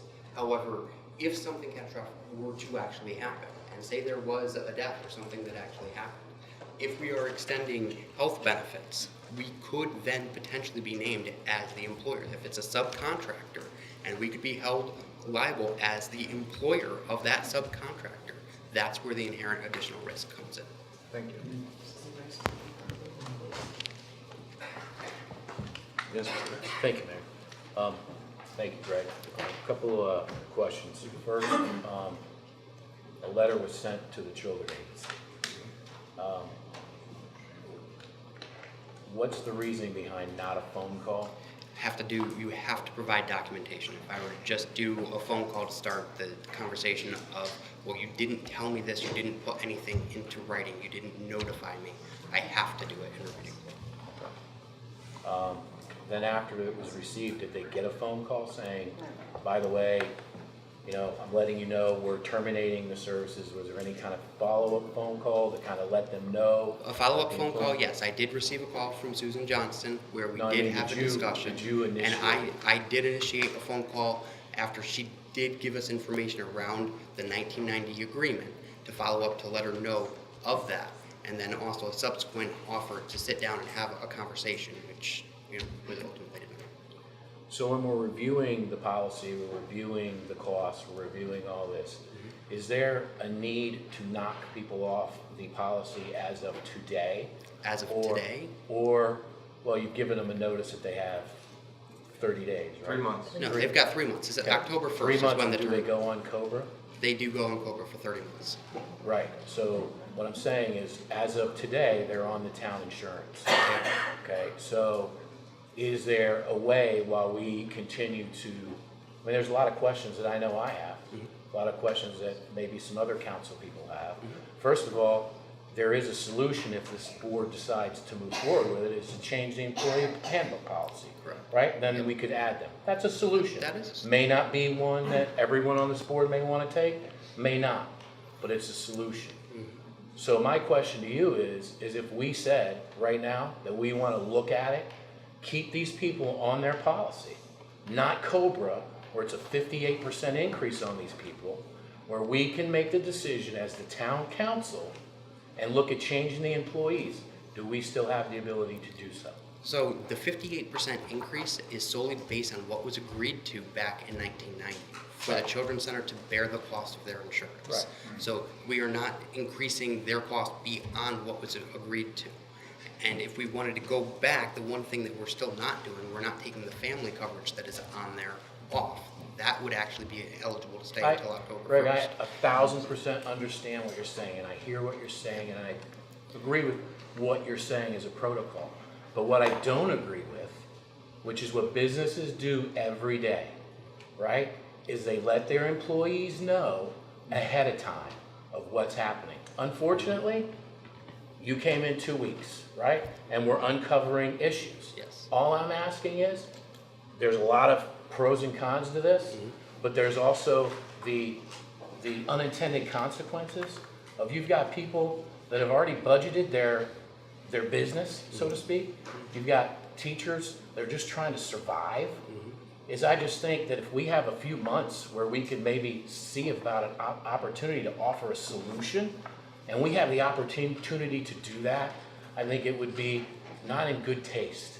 I think if we can, as a town, hundreds of millions of dollars that we have on our grand list, billions of dollars, I think if we could hold off for a couple of months, myself, I don't see the harm. That's the thing, we did give 3 months to kind of address this issue, work with them to get a new insurance policy, work with Cigna.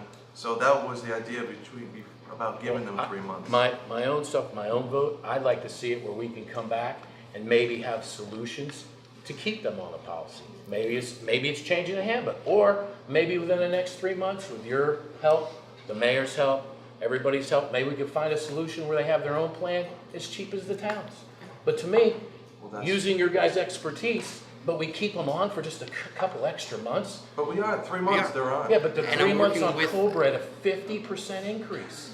That's, am I correct? Well, wait a second, you got two different issues here. So keeping them on is one thing, the 70-30 split is another thing. So I've got no authority to give a 30% subsidy on top of the $79,000 that was budgeted in the budget that the town has given to them flat out fine. But I don't have any authority to come up with a 30% or $68,000 subsidy.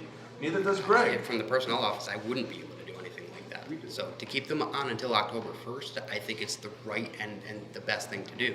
I'm working with Terry DeMatti, who is our insurance broker, to assist the Children's Center and Center Cemetery with identifying new plans. And the good thing about today is it's 2016. There are a lot more health insurance options out there than there were in 1990. So I feel good about finding Yeah, Mr. Chamberlain. A point of information, more specifically. I'm a little unclear on what exactly it is that we're doing. Are we keeping them on the plan as is for an additional 90 days, from which then they can exercise a right under the COBRA, the Comprehensive Omnibus Budget Reconciliation? We are keeping them on the same health insurance plan that they have had through October 1st. The cost basis of it is changing. I don't know how, when, or why the actual agreed to terms from 1990 changed with the Children's Center bearing the cost of the actual insurance plan. But when I look at the actual numbers of what has been paid in versus what the actual costs were for the plan, it's been a 70-30 split, with the Children's Center covering 70% and the town putting 30% in. Well, let me rephrase the question, because I'm still not clear exactly where we are, and I think that it's an important, issue. As I understand it, these employees are going to have the same coverage for the next 90 days. That's yes, correct. no? That is correct. Okay. It is going to be paid for in the same way as it has been before for the next 90 days. Yes, no? No. Okay. Is the conversion, there is a thing called COBRA that industry uses all the time, that it's an institutional right to convert, and there is formulas. I mean, it's not an optional kind of thing. There is a formula that the federal government gives. This is a federal law. Right. And there is a federal formula that is used to figure out the way that premiums for a person no longer covered are calculated, correct? That is correct. And that's nothing we have they look at what the cost of the insurance is, they do some math, and after they do their computations, out the other end is spit a premium. Right, it's the cost of the actual premium plan, usually with an additional anywhere between 2 and 5%. The town's budget is 2% on top of the cost of the plan. Thank you, that was my question. Yes, Ms. Lumber? Greg, you said, like you were looking into comparable plans with Cigna. Like, how comparable would it be for them? Like, and how much of a difference would it be for them? So there are many different options out there today. There are plans similar to what we have, which would be, self-funded plans. There are plans that could be just a traditional coverage plan that would have a copay. There are, high deductible plans with an HSA. There are many different options out there for a multitude of employers. Do we have any idea how much more that would cost them than what they're actually? Terry DeMatti, who is our actual broker, is going to be reaching out to both agencies to work out plans independently. I haven't been privy to any of the conversations or the cost. But when could we have those numbers? I can follow up with Terry to find out what the numbers would actually be, and I can provide those to the council in 2 weeks. I think that would be very helpful. Sure. I think everybody here needs to know that this is not something that any of us want to do. No. This is a very painful process for everybody. There's not one council member sitting here, and including the mayor, that wants to even be discussing this. Agreed. And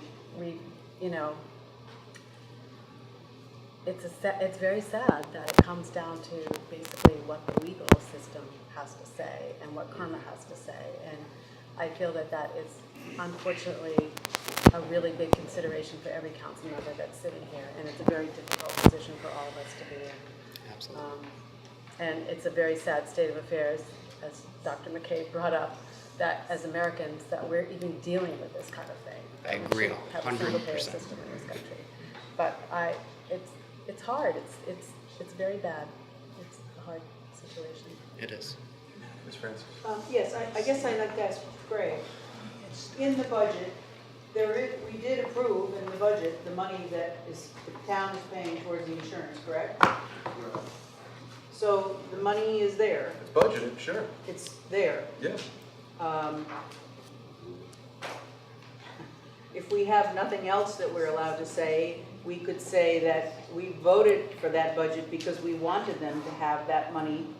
And I think that'd be a stretch, Ms. Francis, though. I well, don't think but anybody knew. but I think we all know that we did, and the 27 money years. is there. So what we're doing is we're taking away what we voted for the reasons that, I'm not arguing all those reasons that have come out. I mean, I don't like it. But my point is, does it have to happen now when the money is there? Because Greg made a point of saying that part of what he's doing is looking for savings and inequities and missed things all along in every corner, and he found some.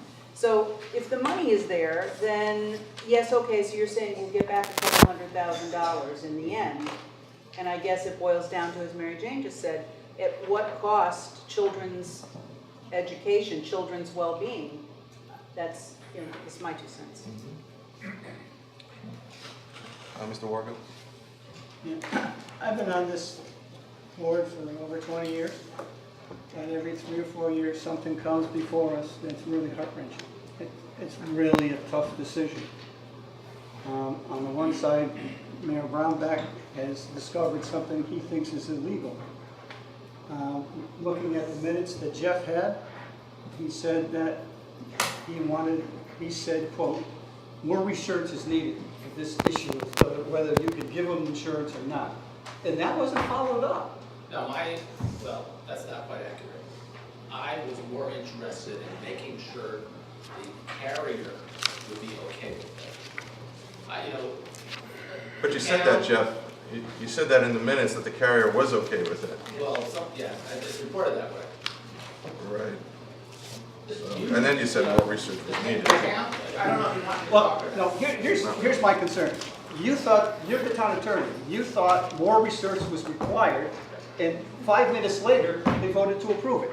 Well, what's the sense of having a town council if you're not going to pay attention to what the town council is saying? I understand why they approved it. I wasn't on the council then.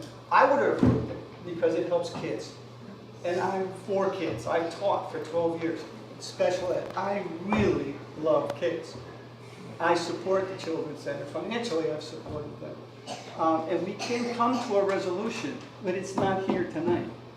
It's a matter of us getting together and putting our heads together and coming up with a policy. If it means that we have to put some more money to their account, not through insurance, I'm okay with that. The bottom line is that the Children's Center meets an important function. And I get carried away with this emotionally, but the bottom line is the individual child interacting with the teacher. I can't even begin to tell you the value of a good teacher in making a child's life good. And to sit here and have to worry about this, that, and the other thing, it just bothers me. But I do believe there's a resolution to this. And maybe things could have been handled differently, but they weren't. So we're left with what we can do. And I think we can come up with a solution that's good for the Children's Center and good for the town. But the bottom line is, I think the town will become more aware of this, and maybe they'll be more supportive of you, and not let the town do it all. Maybe people can step forward and say, you know, my kid went through the program, let me give you some money. Maybe it can be making lemonade out of lemons. But we do need to come up with a solution. So, Ms. Francis suggested that the money just stay in the line item as it is. If it comes out, where does that money go into? Surplus? Surplus. Depends, we've got other costs, I mean, those are estimates on the insurance side of things. So, I mean, if claims exceed, you know, what was estimated, sometimes more money has to come in, sometimes there's extra money in there. Greg, how much is budgeted? It's over like $4 million, right? For overall health insurance? Yeah. $12 million for the vet in town. 12 million. Sometimes it's up, sometimes it's down. So if the money comes out and is put into a surplus, is there any way to just, instead of keeping it in the line item, to then funnel it back into the Children's Center specifically? What I would suggest is explore the cost first. We've got kind of a Cadillac plan through the town right now. So if, in talking with Cigna, they come up with a plan that's reasonable, it could be cheaper, you know, I mean, it could be a better plan for them, then, you know, we're assuming that there's these extra costs. But we absolutely don't know what the budget is going to be. Now, if it seems like there is, you know, it's going to cost them more, then that's a discussion you could have about a supplemental appropriation. But just be aware, I mean, Greg and I are negotiating health insurance with our employees right now. We've got ASME negotiations. We've got teachers and employees. I know everybody, you know, they're teachers. We've got teachers and employees that are paying more for health insurance than the Children's Center is. That's correct. So I've got to look at my town employees got to come first.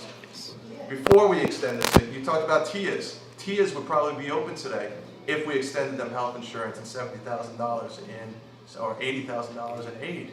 There's a lot of worthy organizations, including daycare organizations, church groups that provide daycare on a sliding scale. So I'm all for that. And if you want to make a supplemental appropriation, that's within the council's purview. But I would consider all of those factors. But we're obviously going to need the numbers first Sure. before. Yeah, so absolutely. Is there a way that you can get those to us since we have the next town council meeting in 2 weeks, so we can be prepared for that council meeting this upcoming week to get those numbers? So if we were to make that decision, we can decide that going into that Absolutely, meeting. and I'll also see if I can get Terry DeMatti here to discuss what those options would be. And then I just have one other question for the town attorney, if that's okay. You had suggested, I think, in your initial comments that you had questions as to whether, when this first meeting back in 1990 took place, whether the council had the authority to actually enter into this insurance program. Does that at all affect the fact that they now have that? And if the council at that time didn't have the authority to do that, is there any residual effect now? I mean, May I just- Sure, please. No, there isn't. The fact is that, in my opinion, it's administrative act. When the town council did that, it was adopted as a practice of the town over the years.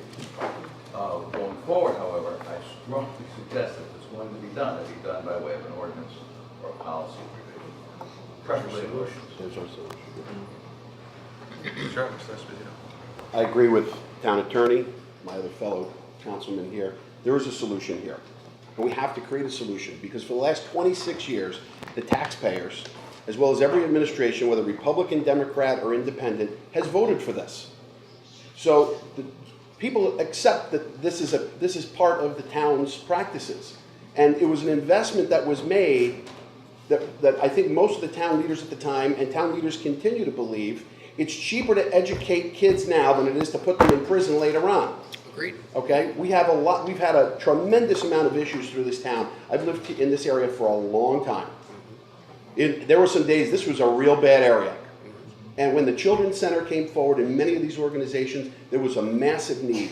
And we've turned the tide. We still have plenty of problems here, but we would have twice the problems here if we didn't have organizations like the Children's Center stepping in, taking kids at a very young age and taking them out of harm's way. The taxpayers have approved this for 26 solid years. Okay? That's enough of a decision in my mind that the community accept this as a practice. Whatever we have to do legally to make this fly, we need to do here. Because this is an absolute abomination if we abandon these kids. Okay? For almost everybody in the room that's been here a long time, Frank, Walter, Mary Jane, Katie, Pete, myself, Paul, this has been something that we've seen time and time again. Okay? We need a solution. We're a solution-oriented town. Let's find one. And let's not let these people get harmed in the wake of this. Great. You've been here 2 weeks, and you trust one of the biggest hand grenades I've ever seen in all the years I've been involved. You got to come up with a solution here. Yes, all right? we do. I'm dropping this back in your lap and the mayor's lap. We got to find something. Thank you. And one of the issues that got us here also is, give me a second. Please, no claps. Most people didn't know about this. You know, I mean, everybody that I tried to ask about had no idea that the town was extending its health insurance to people, to non-employees. And I don't think anybody in this council knew that. I mean, if you did, you know, the public did not know about it. And I couldn't even find a lot of people in town hall that knew about it. So here we are, we're shining a light on it. We're bringing it to the light of day so that the public and the town council understands that this is happening. And if you want to do it, you can find a way to kind of do it, I guess, by passing an ordinance. But you've got to do it with open eyes and understands, you know, what it means and the impact that it's going to have not only on, you know, the town as its budget, but on its employees. And you're creating a second class of employee. And we've got to manage about 250 employees that are within the town, actually paid by the town. Correct. So that's fine. It's out in the open. The public is aware of it now. Mm-hmm. Now you can have a debate about what to do with it. Sure, Mr. Mayor, if I might just point out something. I think this fits very well with your appointment from the last council meeting where you appointed a subcommittee to review the employee handbook and personnel policy. So that's already in the works. That's something that we have planned to do. It's going to be done. Certainly not just as a result of this particular thing, but because of a wide variability of the enforcement of certain employee practices over time. I think it was a general recognition that there had to be consistency, fairness, because in the law we have a concept, and that is due process, that if what you do for one, you should do for another, that people should have reasonable expectations of comparable treatment. So towards that end, I think that the best thing we can do is to come up with a new revised employee handbook. We've already started a committee to study it, and that's one part of the solution, I would think. Okay. So you're asking that to be part of that personnel code committee to look at this issue?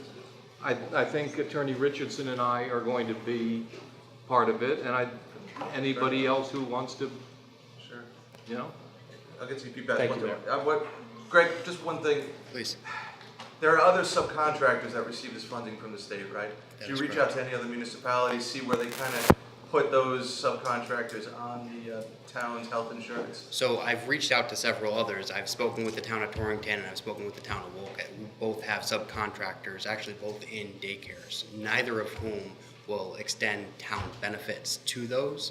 But like the town of Torrington, they do have to send non-discrimination notices, but that is solely because they are tied from a risk perspective, but not from a health benefit perspective. Mr. Bass? Thank you, Mayor. I do agree with Councilman Chamberlain, and I do agree with Councilman Jeff. I agree with you too. But I would like to see if we, instead of doing 60 days, I'd like to see, 2 weeks you would ask for them to come back. What I'd like to see is giving you a little bit more time, giving the subcommittee an opportunity to look and review at the handbook, because that could be a solution. Mayor, I'd like to see if we could maybe keep them on as is, because it is budgeted for the next couple of months, have the subcommittee report back to us, and then we decide then, if that's okay with you. Right now, it's been noticed, we've got 3 months, we'll review the situation, but within that 3-month period, we'll look at this. I would make a motion, I'd like to see us keep their insurance as it is while we're reviewing, not on COBRA. Well, they're not on As they are today.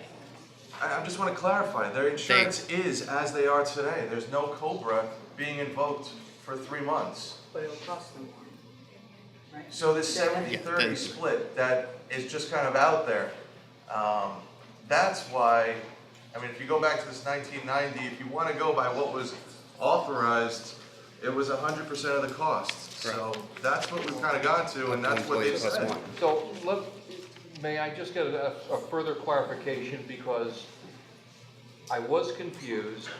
I thought I got a clarification, and now I find myself a little bit confused again.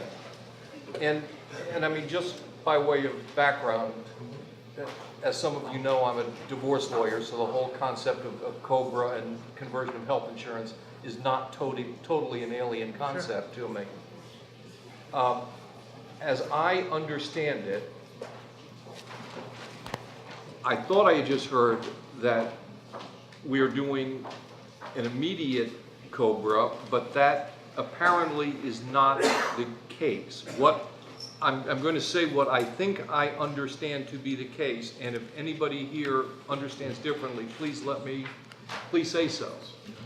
What I understand is that we have basically converted the payment in the light of the new information. We are continuing the present policy, not under COBRA. We're giving them 90 days, except the pay structure that they will have to maintain coverage will change. At the end of the 90 days, they will have the option then of invoking COBRA, which is a federal program, or going to Access Health CT, getting private policies, or the agency can come up with a new, or we could subsidize, there's a number of policies. Am I on the right? Yes, that's correct. And let me ask you, Drake, how often are the payments made? Is it monthly from the Children's Center? Monthly. Okay. So the monthly payments, it's not $68,000 that's going to go up over the next 3 months. Really, the difference is a couple of $1,000s. Whatever it would be It's a difference of about $5,000 a month. So it's about $5,000. So time is a month. The next 3 months. It costs, I actually passed out the sheet, we're being paid somewhere in the neighborhood of $14,000. It costs us $5,000 more a month. Right now. Right now. Starting in July, on Friday. I'd like to make a motion to keep the status quo for the Children's Center right now for the 90 days with the town making their continued payments until we get this resolved. I think $5,000 a month increase is going to cripple this organization. I was under the impression that there was no impact to their bottom line.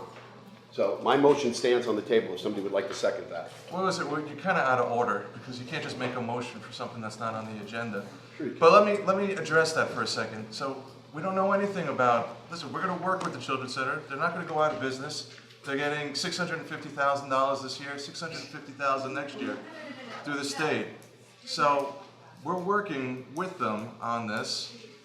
and we're gonna get, let's get the information from the insurance company before you make any financial decisions. So time is of the essence, we all realize. Sure. So Greg, we have a meeting in a couple of weeks. And I will be here, and I will look to bring Terry to Maddie from Siegel, our insurance broker, with me. All assimilate and consider some options of. Sure. But keep the I think payment. that's fair.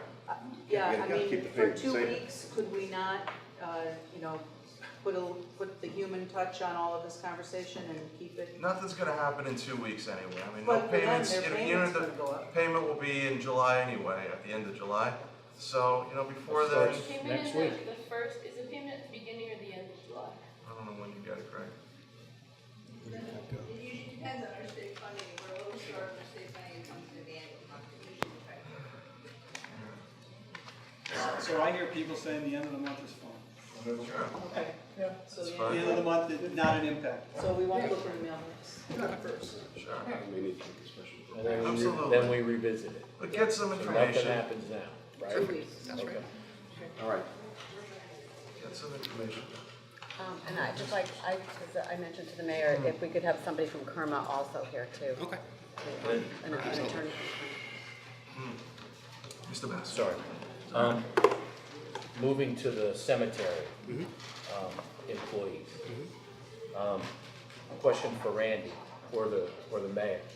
Is the town liable for the upkeep of all cemeteries, like the one across the street from the hospital? If Is the you don't town have a liable? cemetery, I don't mean to be crude, but the disposal of dead bodies, that's how it reads, is the responsibility of the municipality under section 7-148 statute. Right. So it's fundamentally different question that you have here, or different entity, because that's a municipal function. And so I know when the council approved adding them to there, I believe Mr. Taylor was the head of the cemetery committee at the time, and he came up and said there was a need to keep employees at the cemetery. And one of the opportunities to keep those people there, rather than not have employees and disrepair or the town take it over, that was one of the, I guess, benefits to keep employees. But that wasn't, just to clarify, that was an appropriation. You made a subsidizing appropriation. Right. That's what the town council. But I mean, the thought process was, when he came to talk about it, wasn't correct. Because this cemetery was created by the legislature, Right. special act. So you don't want to compare apples with oranges. Okay. So it's really a different entity. Okay. If it wasn't, but for that, the town of New Milford Department of Public Works would be taking care of the cemetery. So they decided they couldn't operate anymore. I don't know what the policy was. Well, I'm just saying, as of today, your opinion, if they decided cemetery center said, I can't operate anymore, we can't do it, and they just gave up their hands and walked away, Public Works then would be responsible for burial taking. grounds. It wouldn't necessarily be that if the town doesn't own it. Could be the one on Bass Road, whatever. Could be Peak Hill Cemetery, could be Right, right. Gallows, whatever. Right. So when you were doing your due diligence on the cemetery one, is it kind of the same thought process you had, that they're not employees and that's? That is correct. It's very, very black and white. You go to the definition of what an employee is, and if we don't have those functions, they're not employees. We are ineligible to offer our benefits to them. And then, attorney, or Randy, so if we were to, as a body, decide to continue on with them, it would be the same thing, changing of a handbook, right? I changed the ordinance, but you could change the handbook and you could redefine the definition of an employee. You're bootstrapping it, I mean, you're lifting it up by its bootstraps rather than doing it by legislation. Right. That's why you always want to have it a matter of law, an ordinance or statute or a Supreme Court case. So, Mayor, I'd like to recommend adding those on to the handbook subcommittee as well, and maybe we could revisit the whole thing. You could revisit it. Okay. You should also revisit, though, I mean, the town was paying 90% of the premiums for the cemetery. I don't know where that percentage came from, but that's something to take into account as well. I agree with it. You know, sure. Thank you, Mayor. Mr. Valero, Excellent. I don't know if you have anybody, nobody else has any other So questions. the only other thing that I wanted to mention to the town council is completely separate. So regarding the employee handbook and all of our position descriptions, I have begun a review of that. I've been meeting with all the department heads to get our position descriptions up to date and current. And I look forward to working with the committee on getting everything updated and just getting current with all of our policies and all of our job descriptions and with our employee handbook. Excellent. All right. Thank you. Thank you for your time. Thank you. Thank you. Very good. Moving on to item 5, approval of the prior minutes. So moved. Could you please put a date on that, whoever moved it? Oh, sorry. June, the minutes of the June 13th, 2016, regular town council minutes. Okay, so we've got a second. Second. All right. All in favor? Aye. Opposed? Very good. Abstain. Abstained. Thank you. Item 6, appointments and reappointments to boards and commissions. Move the appointments to the Bike and Trail Committee of Pamela S. Pacheco for 6/27/2016 to 11/30/2016. Second. Okay, all in favor? Aye. Opposed? Abstained. Thank you. And move the reappointment of the Housatonic Regional Resources Recovery Authority, HRRA, David R. Gronbeck and Suzanne P. Van Holt for the term 7/1/2016 to 6/30/2018. Second. Okay. Any discussion? All in favor? Aye. Opposed? Thank you. Item 7 on the agenda is Lake Lino Authority. Not sure what exactly. So I guess it sounds like we have to move the appointments of all these people on here. Okay. Okay. Yeah, so I'll move the appointments of the Lake Winona Authority Marine Officers, John Puglisi, Kevin Brooks, Chris Rosato, Sean Flynn, Matthew Donadio, Mitchell A. Heller, Aaron D. Blank, Brian Flanagan, and the Lake Marine Assistants, Nicholas Puglisi, Charles Weeks, and Stephen Lyons. Any further discussion? Yeah, Yes, just, Mr. Swansky. just to clarify, the actual agenda doesn't say anything about appointments. Do we need to suspend the rules to add that to the agenda? I don't think so. That doesn't seem- Oh, we're just reading their names out? Well, let's suspend the We rules move and the say appointment. it's an I don't appointment. know what we're doing. I don't even know what we're doing. Mr. Attorney DeBella. These are all sworn officers. They're patrol officers on Lake Winona. This is done periodically because they have to be reappointed to the authority, just like the Canada Lake Authority. But it doesn't say that in the agenda, appointment. Are we endorsing or are we appointing? So how do we just rectify it quickly? You have to make a motion to modify Well, that. It wasn't supposed to be number 7, it was supposed to be. Like 6 feet. Oh, yeah. Should have been, yeah. It's actually under. Make a motion to modify the. It's I'd like to make a friendly motion to It's modify actually the agenda. under appointments. It's actually, it's just that 7 shouldn't be there, it's actually under appointments. Okay, So so- you really don't need, you really don't even need to modify it. I see, so how about we do this? Yeah, yes, you are. You vote for the entire, this is only the Milford. And they're voting on ours. It's just that 7 shouldn't be there. We'll call it a scrivener's error. The 7 is not supposed to be there, so I'll make a motion to amend to this by second removing that. 7, and then Lake Lino will fall under item 6, appointments and reappointments to boards and 6B. commissions. Okay. So with that amendment, So moved. all right. Second. All in We gotta favor? vote on the, aye. Okay. We gotta vote on the amendment first. Yeah, she made it. I made And the then we gotta motion. vote the Yeah. amendment. Who's second? I did. Oh, I don't care. Whoever. Anyone. Okay. All right. Jessica did first. Yeah, Jessica. Okay. Move on to item 8. I gave it to Really, her. I deferred to Jessica. Yes, yeah, we'll leave item 8 as item 8. So youth agency. There's an agreement with Authorized Net Merchant Services. Is there a copy? Yes. To accept credit cards. This is item 8, accept credit cards. And this is through actually our bank. Yes. Mayor, I just have one question. We have a payment service that we use through Parks and Rec. Yes, I know. We looked into it. They wanted to charge us more. Okay, well, here's what I was gonna ask. Is Yeah. it possible to switch to authorized.net for them? Everyone's looking into switching as soon as the contract's done. Okay, that's good. Okay, thank you. Good. All right, so I'll make a Legal has Like looked what? into it, right, John? We've looked into these, and the concern I have is this particular one I have not looked at, and it has, I can just tell you quickly, it has a venue clause that authorizes the application of California law, and it subjects the So, town to a venue. We'll amend it before I sign. But, the problem is you're dealing with adhesion contracts. Sure. We're Right. bound to, have a certain number of providers. Okay. All right, thank you. I'll make a motion to authorize Mayor David R. Grunback to enter into an agreement with Authorize.net Merchant Services. Second. Okay, all in favor? That verbiage good with you, Town Opposed? Attorney? As is that okay? This The verbiage? The verbiage is fine, but I think we need to. I'll make it subject to any kind of recommendations by legal counsel. Yes, perfect. Thank you. Okay. All right, all in favor? Aye. Yeah. Opposed? Thank you. Finance Department, is Greg still here? Mr. Ossipow? Thank you. Easily carried and continued enforce requests.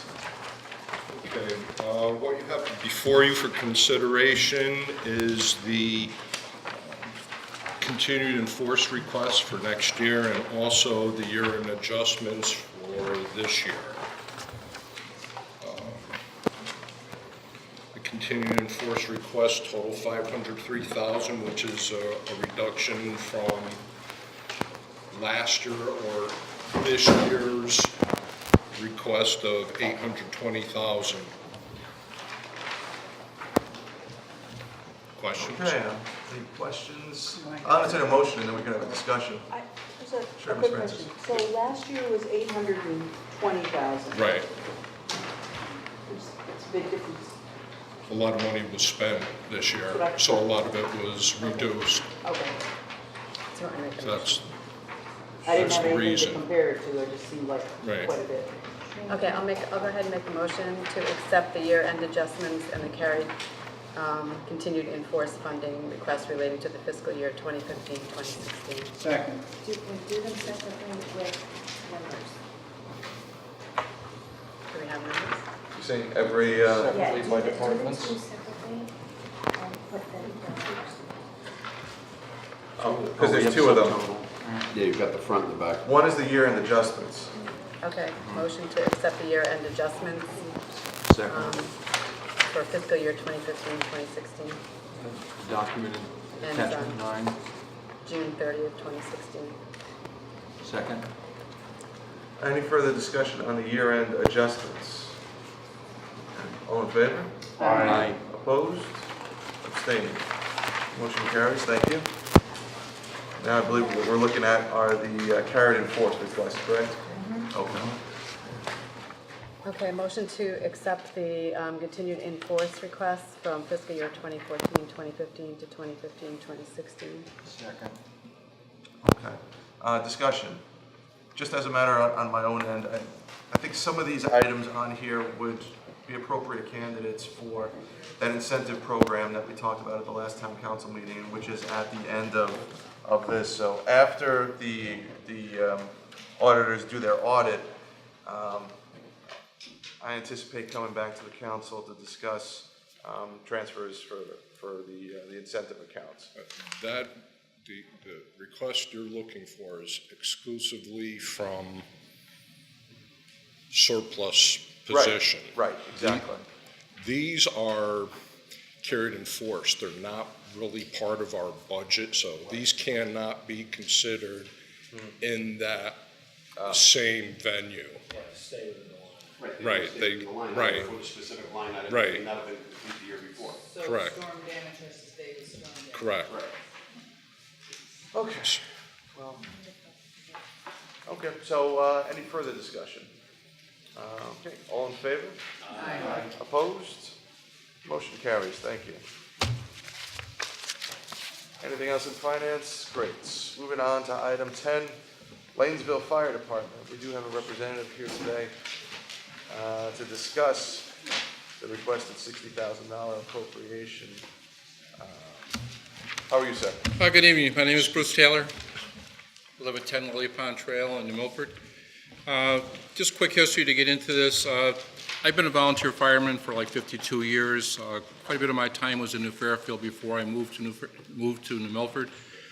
In the time I was there, I was on the building committee that built the new fire station, which is in the center of town, which is a 10-bay station. And I also was worked with the police department, and we built the new 911 dispatch center. So from that, when I joined Waterwich, I noticed we were kind of tight on room. And basically, we created a building and facilities design committee, which I am chairman of. The firehouse at Grove Street is presently being used to its full capacity with little or no space for expansion. The Lanesville Station is a town-owned building on town property. We have obtained what we believe to be the latest and most accurate plot plans that appear to be enough property and space to put an addition on and for our growing needs. The plans down there are as-built, they are not certified. They're basically drawings that we have over the years of things we've done. After the September 11th terrorist attack, any town that had a hospital received from the federal government a decon trail and a prime mover. Part of the agreement with the federal government was that these pieces of equipment had to be stored inside for immediate deployment. They were both at the Lanesville Station with all the equipment we need to go with. We've used it once since it's been here, but we still take care of it every day, and so it's ready to go. And there's also a setup that it can be airlifted out of Lanesville. It is all set up with different parts of the trailer on there. A few years ago, we got a grant from the U.S. Tobacco, which we bought a Gator, four-wheel drive Gator, which we use for firefighting and also for rescue, and a trailer. That is also at Lanesville. At that point, we have no spare bays, all right, and at either one of the two stations. And at this present time, we have our children's fire prevention trailer, which probably a lot of you have seen, is stored at Waste Management. We don't have room to keep it over there. If you want to refer to the cover, everybody, I think, got a copy of the email that we sent out. But anyways, if you go to section 1 and 4 on that, we basically come up with some ideas. Excuse me? Okay. It should be, is it 10?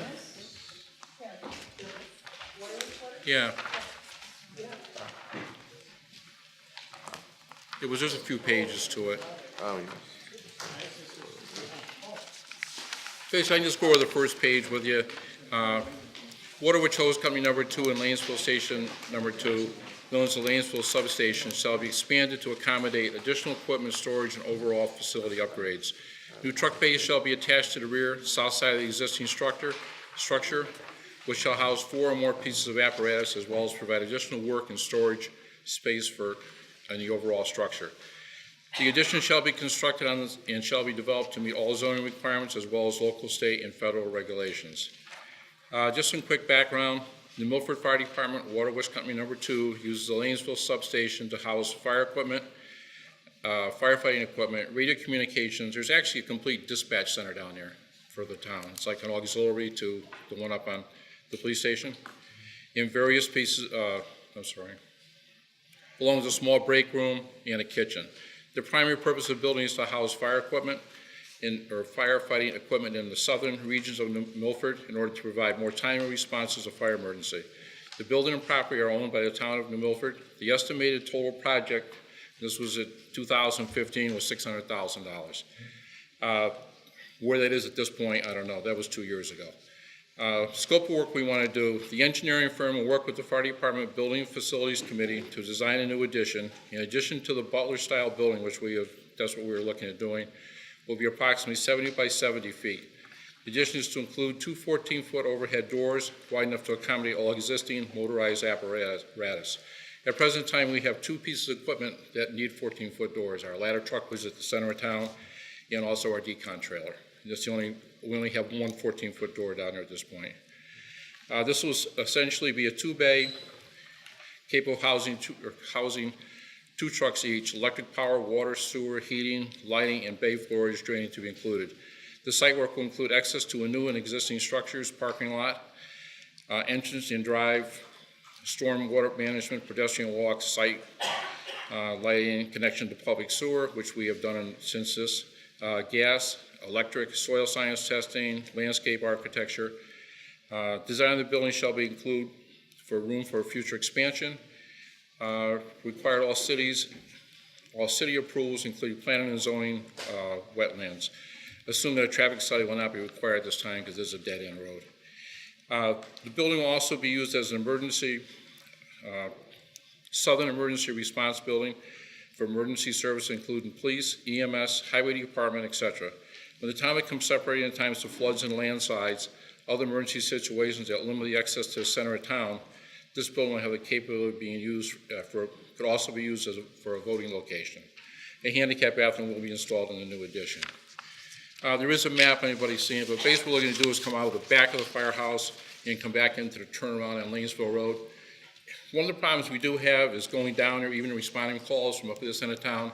The time you sit at the light and the time you get out to Lanesville to try and make a left-hand turn, some days it's impossible to get in there. Just one more thing on there too. The $60,000 was approved for the engineering at a town council meeting, I believe it was over a year ago. We were working with our RFP, which is at the town attorneys, to looking at so we can get out for the address on that.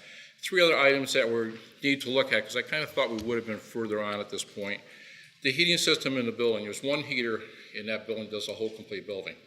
Last winter, when we had those real cold spells, we were out quite a bit in that whole 20 below zero thing.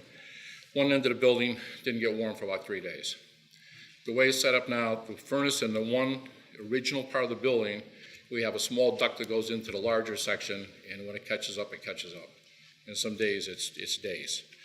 The floor drains need to be connected to a water separator that is connected to the town sewer system, which we do have in place. The floor drains need to be updated to meet ADA specifications, and the pipe will be reworked. And we also have a sinkhole in the back of the building, which has been filled with asphalt 3 or 4 times. We believe that there is an old pipe that goes underneath there possibly from the state highway. It almost lines up with something in the front, but it really needs to be surveyed to see where that is. And basically, that's all I have for right now. Any questions or? Questions? Yes, Mr. Smansky. So is this just to get an update? Is this to expend the funds? What's the? This is an update, because I think a lot of people on the council weren't aware of the project before. So it was an opportunity for you to kind of explain. Just explain where this came from, where you think it's going, and. So how big is the construction trailer that's stored at waste management? It's fire prevention trailer? it's probably 35 feet long. I don't know if you see it. It's like a big overgrown house trailer, but it's one we use for safety. We have the kids come in the side of it and come out with full of smoke and have the exit drills and everything in it. So what would be put in the rest of the 4,500? What we do is we want to take and get we have certain vehicles, like certain trailers in there now. We want to be able to park the trailer and the truck in the same bay. Like if we have a brush fire now, we need to take the gator out, we got to go from one bay to the other, move it around. The same with the prime mover and the decon trailer. We still have to do all this moving around on it. So we keep all that there, and the things that are not exactly have to go out like right away can go in the back bays. You know, like the boat trailer right now is between 2 trucks, which you can't walk between. We want to keep those in the same bay so we can drop it on the trailer hitch. We've got a boating emergency, we can be on our way and go. Now, has Waterwitch coordinated with the other fire departments to see what the current space utilizations is and how they could work cooperatively together? No, we have not. Thanks. Just So do you have like any kind of an estimate as to what this project is going to cost? I mean, just we did have a quote of like $600,000 to do the drains and everything, but that was like 2 years ago. And we really need to look at we need to get some boring or some test holes dug in there, because that property was originally filled with concrete. I don't know exactly where the footings are gonna go. Last edition they did, before I joined, they dug down to, they thought they had a good base, and it was all mud. And they ended up spending quite a bit extra money to do that. I don't wanna come back a second time for money. I like to do it just one shot and be done with it it. seems like this project's going to be big enough that we're probably going to end up having to bond it. Yeah. So, Yeah, I wouldn't be surprised, yeah. I wonder if we should possibly like appoint a subcommittee with a limited time to look at the whole project, and then you said you've got an We'd RFP welcome that. out. We'd definitely welcome that. All right. Okay. So would you recommend that we form a subcommittee? Sure, we can put it on the next agenda for a subcommittee. Okay. Okay, thank you very review much. this, Try make to get it done. recommendations. Thank you. Thank you. Thanks for your time. Thank you, sir. All right, moving on. Item 11, John Pettibone School updates, building. So I'll take this before I ask Kevin to come up here. So anybody that saw my campaign or asked me I told them exactly what I was planning on doing at Pettibone. It was to move the agencies in the East Street building, Board of Education, as well as the youth agency, and some other agencies around town. The first thing I had to do first was get it cleaned out. And while I'm castigated for trying to reuse equipment and allow the community to recycle it, we've had a very successful program of doing that. And so now we're at the phase of it's fairly cleaned out. We're talking about occupancy figures. So the idea is to move the Board of Education. I will be addressing you, but I've made everybody who's asked me aware of what my plans are, including your chairman. The youth agency, Parks and Rec is interested in moving there. Social services, and am I missing anything, Kevin? No. No, that's it. The four, okay. And the idea is that JPS will become a community center, and this is what I ran on. I mean, it shouldn't come as a surprise to anybody that my idea was to keep Pettibone School and use it as a community center. And we have a real need for it because the East Street building is an anchor around our neck. It is not ADA compliant. We're one lawsuit away from hundreds of thousands of dollars in expenses to upgrade it. So I've been working on, with our facilities people to identify what needs to be done for JPS, with our zoning and building people. There's no $1 million upgrades. There's no asbestos abatement unless we modify the building. So wherever those numbers are coming from, and believe me, I've looked for any kind of report or anything that identified, $10 million to occupy Pettibone. I haven't been able to find it. There is, a change of zoning from E to, I guess it's B, I believe it is. And to do that, to maintain it with government uses and nonprofits, we are required to have 2 handicap bathrooms and ingress and egress, which we have in spades at the building. So that's that's the plan. That's what I've been starting to work towards.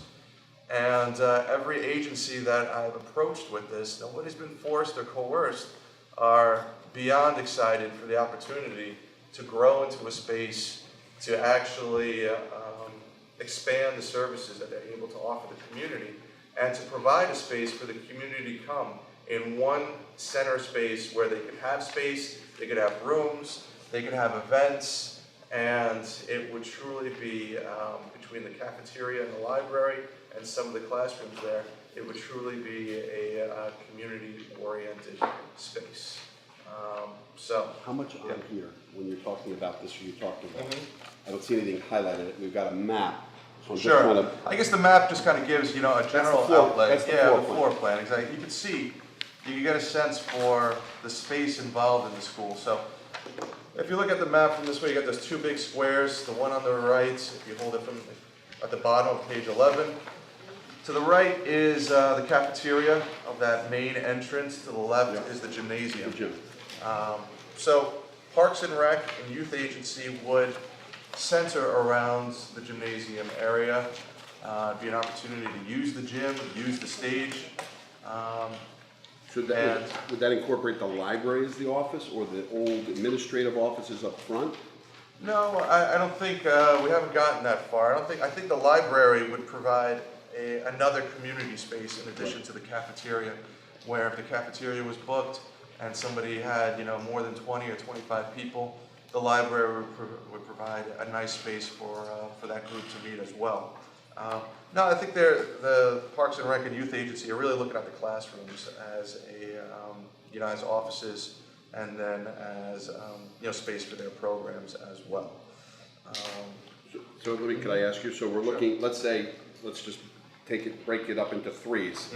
If you look, you have the entire left side of the map, which has the gymnasium, the cafeteria, and those other classrooms, which used to be I think it was the third grade wing there. So if you break that off, then you've got the center 2 around the courtyard, and you've got everything to the right. Right. Are you envisioning those 4 agencies taking over the left? or the left? The and left. The left. The Okay, left, so yeah. you're still leaving 2/3 of the property available. Yeah, well, just so you, the Board of Ed, we're looking at the most recent addition to the building is the one all the way to the right, the way you were looking at it. Right, that was the kindergarten, the Yes, Excel yeah. program, and like. That's the most updated, the most recent, you know, as far as a space that would work for the Board of Ed, that seems to be a really nice space that could be kind of segregated and is also the most up to date. Would require the least amount of work to kind of get them in there. So you would say to the left would be social services, park and rec, and the youth agency? Right, right. So we leave that whole middle open? The middle will be open for classrooms, and we're also offering it to nonprofit, kind of educational organizations throughout town. Did you ever entertain the thought of moving the entire government into this building? Everybody? I'm sorry? Have you thought about moving the entire town government, everybody, potentially into this space and making one municipal? I mean, Brookfield took everything segregated out and they brought it under one municipal umbrella. Sure. And over there, they seem to have a lot of efficiencies because people can walk across the hallway and talk to the Board of Ed. They can walk across and talk to Park and Rec. I mean, I'm all for disruption, but in terms of that's a tremendous disruption because, you know, there are some places. I mean, Public Works is where it is because they're with their vehicles, and I don't see them moving there. Town Hall is a great is the kind of epicenter of our government in the middle of town, and with the movement out of the probate court, we're going to have more space in there and address some of those concerns. So I wouldn't see moving the agencies from the that are in Town Hall into that are now. Well, the reason I mentioned it is because years ago when we had the Main Street study done here through economic development, it talked about many of the spaces that we had around the green, which is supposed to be our kind of our community center. They refer to them as cold spaces, meaning it was government, it was a law office, or it was, with no offense to the attorneys in town, or it was a bank, like Webster was on the corner. And they said one of the things that you should think about is making that downtown more community and trying to push government out of the downtown to a certain extent, and making it more community-centric. Restaurants, museums. I mean, this would be a fabulous Roger Sherman museum, and maybe other things here. I think I don't, you know, I'm just. It's a fair. I think with the idea of actually moving, you know, divesting ourselves of the East Street building and getting that on the tax rolls and occupied as something that would support the downtown, that's in keeping with what I think you're saying. I've never heard of the idea to move everybody out of, you know, Roger Sherman Town Hall, but you know, it's certainly worth a discussion. Worth a discussion. My mind's not closed to anything. Yes, Ms. Francis. So as you were saying, you didn't find any evidence of where a lot of the numbers came from, and I agree with you. But do we have any? Oh, that's. Do we have anybody who's ever come in to say this is what the heat's going to cost, the lights, the bathrooms? We're working on a budget now, so I mean, like, between the referendum and a lot of things that have been going on, there's only so much that I could get to. But in the past couple of months, what we're doing now is we're bringing together, you know, the people that can start to put together a budget. So we're having IT walk the building to find out what that's going to cost. We're talking to facilities and to find out, you know, any additional upgrades besides the boiler and the roof patching that is budgeted already. If there's anything beyond that we need to do to kind of get this up to snuff. So we will. So I'll be coming back when I do have a budget. But I just felt it was the point now where I'm giving tours of the building. I'm telling everybody that asks me, here's what the plan is for it. And people say, well, you know, you haven't heard any kind of updates. So it's an opportunity to update the town council to say that it's nothing different from what I've kind of campaigned on or kind of been saying from the beginning. Yes, Mr. Wargo and Mr. Dennis. I'll get back to you, Katie. The day before they decided to close Pettigrew, I didn't see any study that says we have to spend a lot of money. So if they decided not to close Pettigrew, it would have continued and would be continuing now with no additional expense. So I don't know where these numbers of $10 million comes from. It was fine for the kids that were there. Well, believe me, we searched for them, and it's been explained to me that those were kind of avoidance costs. So, you know, not having any building is going to save you money at the end of the day. I could say that with regard to East Street. You know, I mean, once we're divested of it, it's probably costing us a couple $100,000, and then, the upgrades that are inevitably going to be needed, go even further beyond that. But I would agree, I've never seen anything that said, this is what it will cost to keep Pettibone open and usable. So if it was usable last year, it's not falling apart. We're going on the theory that it's going to continue to be so, especially for the purposes, the governmental purposes that we're looking for. And Mr. Bass. Thank you, Mayor. I did happen to find some capital expenditures that the Board of Education did in their facilities committee that they did bring to the board when they had their meeting at John Pettibone. They're showing a projected cost for 2 boilers as the life expectancy is 25 to 30 years. The estimated time, and this was back in 2015, was within 5 years, so now we're down to 4. That's $295,000. They say the roof is well past warranty, was on the list to be replaced once you finish the work at Scotticoke Middle School. That's $1.388 million. An oil tank needs to be replaced with the above ground unit. That could be within 12 years, but that's $145,000. Fire alarm is nearing its obsolescence. I can't pronounce it. Needs to be replaced. Thank you. $52,000. Parking lot needs to be resurfaced and repaved. $52,000. I can do it for 40. Nice. That's a lot of money for that. Windows, although the window work, long-term use of the building would require that 1/3 of the windows would need replacement. That's $118,000. So just on this one form, you're at $2,066,000. I then have another form where we talked similar to the cost avoidance, where they also talk about asphalt seal paving for JPS was $55,000. Security upgrades that you may or may not need now with the new reconfiguration of how you want to do it, that's another $119,000. So my question would be whether it be these monies, half the monies, 1/4 of the monies. What's your thought process as to how we're going to finance that? I say none of those monies. I say that's pie in the sky. I say if I wanted to get a report right now, what would it take to keep Roger Sherman Town Hall open? I could find, justification for $2 million. The roof is not caving in. The boilers are working. That's good enough for me. And once we get people in there, we're going to have some self-sustaining tenants that are going to contribute to the cost of maintaining Pettibone. Mr. Mayor, may Yes, I sir. offer a point of Sure. information? Well, I'm offering a point of information which I believe. Sure, Mr. Chambers.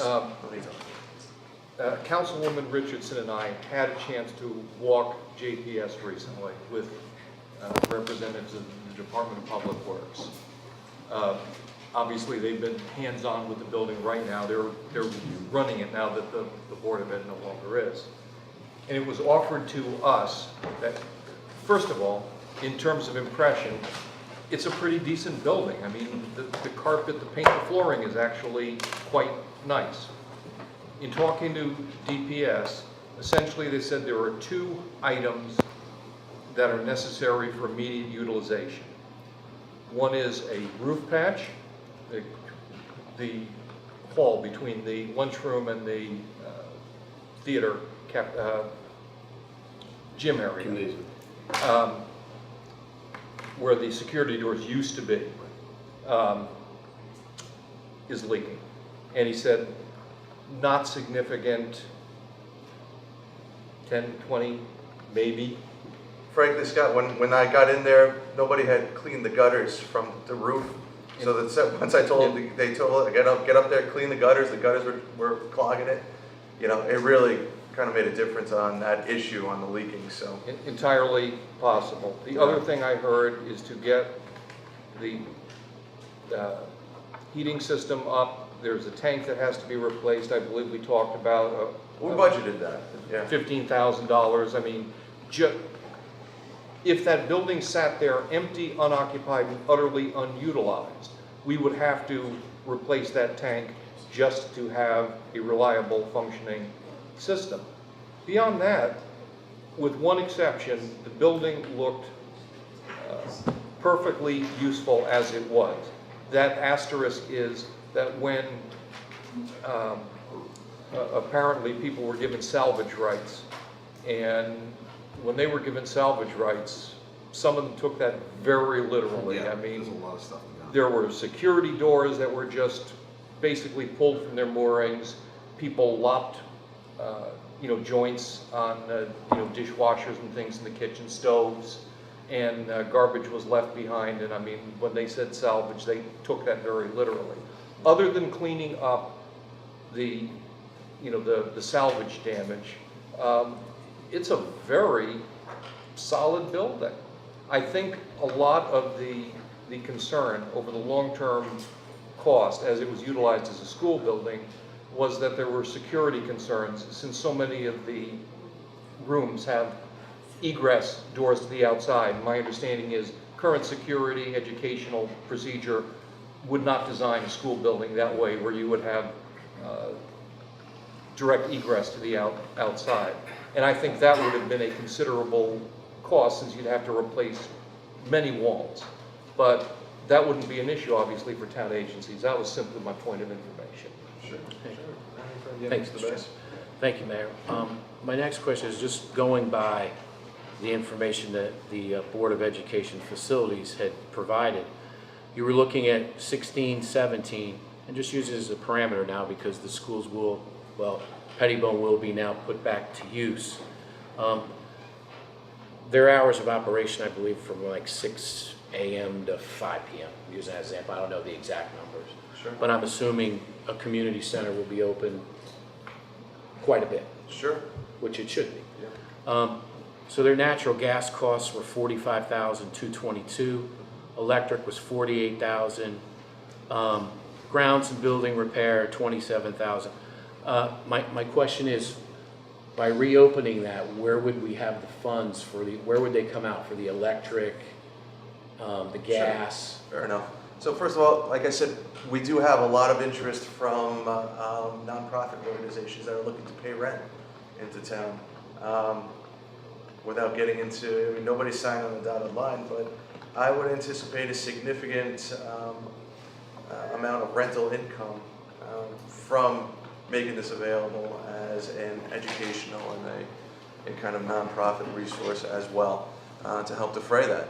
I would anticipate we're going to save some money by not having to fund, Board of Ed, with the East Street building, and to maintain that, heat, electric, air conditioning, and everything else. And that'll reflect, ultimately back to the town with hopefully a reduced budget on their end for a facility that they won't be maintaining. And my last question, I'll defer, let other members. I was actually looking at the Board of Ed had done, I'm probably mispronouncing the name, they had done the Saventi study, which was moving facilities, done in June 2007.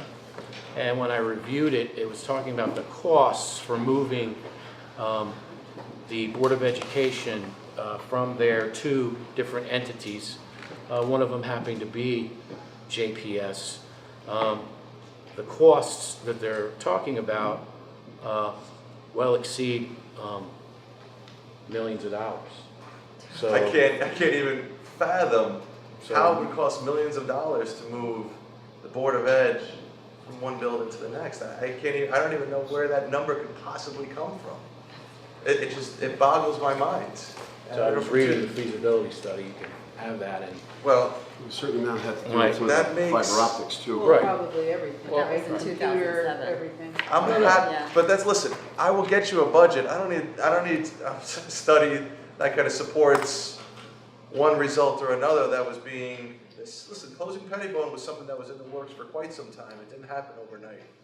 I'll get you a budget. It'll be based on real numbers in real time, and it'll identify the costs of moving this, getting the building up to speed, but also the savings that we're going to realize as a result of it, and some of the revenue and income that we're going to see as well. Yes, Ms. Richardson. Do we need to, I'm assuming we're gonna need to come up with the amount that these nonprofits would have to pay in Sure. rent for. So is there going to be a committee put together to decide how much they're gonna need to pay in rent? And then on top of that, if we could also get a list of the agencies and or nonprofits that are looking to go into the building? Myself and our economic development director are hands-on on this. So when we have a recommendation for, a rental rate or, a lease agreement, we'll come to the town council. We'll just, inform you of it and explain where those numbers come from. And what was your second one about the agencies? Just a list, because I know you mentioned the youth agencies, social services. Right, Parks and Rec. Parks and Rec, and then. Board of Ed. Yeah, so just, just for further updates, if we can get a list of other agencies that are. That's all I've got right now that are interested in and that I've approached, and I put it out there. Everybody kind of knows that this is happening, and so nobody's been shy about kind of approaching me about it. But if anybody else does approach me and it's feasible, I'll bring it to your attention. Yes, Ms. Francis. Would you consider, if this were all to come to pass, we've talked about, town agencies and not-for-profits, would you consider that there are agencies, let's just say, to go to the social services, childcare, but they're for-profit, but they Sure. have offices or, that support those? Would you consider that if it was a? Absolutely. We just have to make sure that there's no zoning issues with who's in there. But depending on their use, I think the United Way would be a great. That's what I'm just saying. So yeah. if you have an agency that supports many yeah, of definitely. our social type things. I can't say the word. It's Elysium something. Where they were. Loaves Oh, and Fishes falls, yes, falls. yes. So those kinds of organizations, Well, that's where I get tongue-tied. I can't say it either. I can't, that's why I was looking at Randy. And then I just have one other question. Sure. So this is a very interesting topic. But let's go back to East Street for a second. So if you take everybody out of East Street, and then you're saying East Street would be on the market. Sure. Would any funds derived from that sale be used to I would imagine so. help get this into usable alarm codes and things like that? Well, I wouldn't say it's not so much a chicken or the egg. And I'll just tell you, what the plan is. I've got to move forward sooner rather than later on getting Pettibone occupied. It doesn't do itself any favors by sitting empty. So I'm moving forward on moving, and I'll be addressing Board of Education and the youth agency into Pettibone, hopefully over the course of the fall. Now, that's not to say that East Street will be sold before then or anything like that, but yeah, I would anticipate that the money from East Street would help to offset those costs, and hopefully, frankly, and I believe this in the bottom of my heart, would actually turn a profit at the end of the day. But yeah, so once we have a budget, we can kind of determine where that money is going to come from and how we fund it.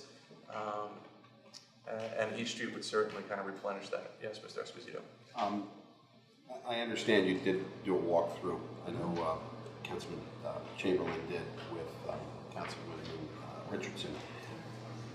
I've walked that building with Councilman Szymanski, Councilman Bayer, Councilwoman Francis, Councilman. I walked it too. Sure. And you were there. I don't know if you were on that same group, No, but we it's on did. a different A few years ago, we had a handful of tours. Sure. Sooner or later, the roof is going to have to be replaced. I mean, I goes for know every it may roof, not right? have to happen tomorrow. Sure. But sooner or later, that roof is going to have to be replaced. Okay. Sooner or later, that boiler is going to have to be updated. That boiler's old. Fair enough. I've seen that tank downstairs. It's a little bit more than 15 grand to do what they're talking about. All right. Sooner or later, that's going to have to happen.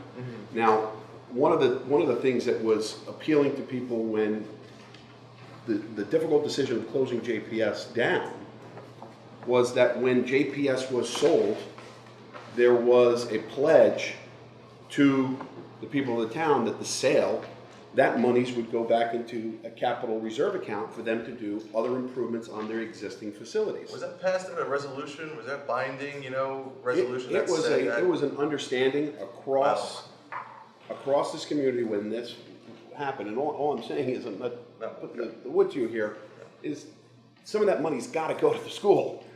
Some of this money, the school has been behind the 8 ball in capital improvements for a long time. I mean, I see this not only in our own district, but in many others. Professionally, there's a lot of Band-Aids that are going on. So all I'm saying is, the East Street School, on our tax assessor valuation, is $2.623 million. That's what this states. Sure. That's how the town values this building. Right.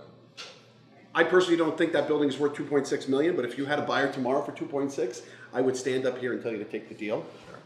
So the question is, what's going to come out of this? How much are you going to need for this project? I agree. And what money can roll back over to the Board of Ed to help maintain some of our existing buildings? I mean, we're in a bit of a Let me quandary address here that in with this. two-part. As somebody who followed the JPS closure extremely closely, I didn't see any formal public recognition that the Board of Ed was going to receive the benefit of that school. I've heard discussions that it was going to be traded. I mean, who knew if it was going to be sold at all? So as far as that goes, I don't see that Board of Ed as missing out on any benefit. In fact, Mr. Barnes and a lot of people, had said that their budget should have been lower because they didn't have to maintain the school anymore. What's going to happen is East Street is going to be sold, and that is not going to be something that the Board of Ed has to maintain. The town will be responsible for maintaining the Pettibone School and as a community center, and that will take a significant burden off of the Board of Ed at the end of the day. We'll work with them for some kind of sharing, but ultimately, they are going to benefit from it. Now, where can I find that money from the sale? Listen, if there's anything left over from the sale of East Street and the transfer over, of everybody over to the Pettibone School, I'd be happy to look at a way to kind of, make an appropriation to the Board of Education. But after my second budget referendum, on the Board of Ed side, that was, first one was voted down. I don't see that the town has, if that was their, understanding of the situation as well. But we'll cross that bridge when we get to it. I don't have a budget. I don't have a sales price.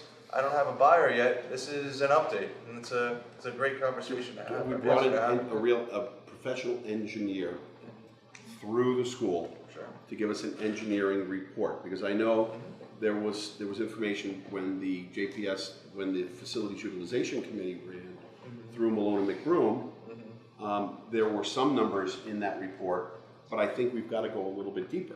I'm not trying to throw water on your fire here, but I think we need to go a little bit, a much deeper dive here on this building, because sooner or later the roof is going to have to be replaced.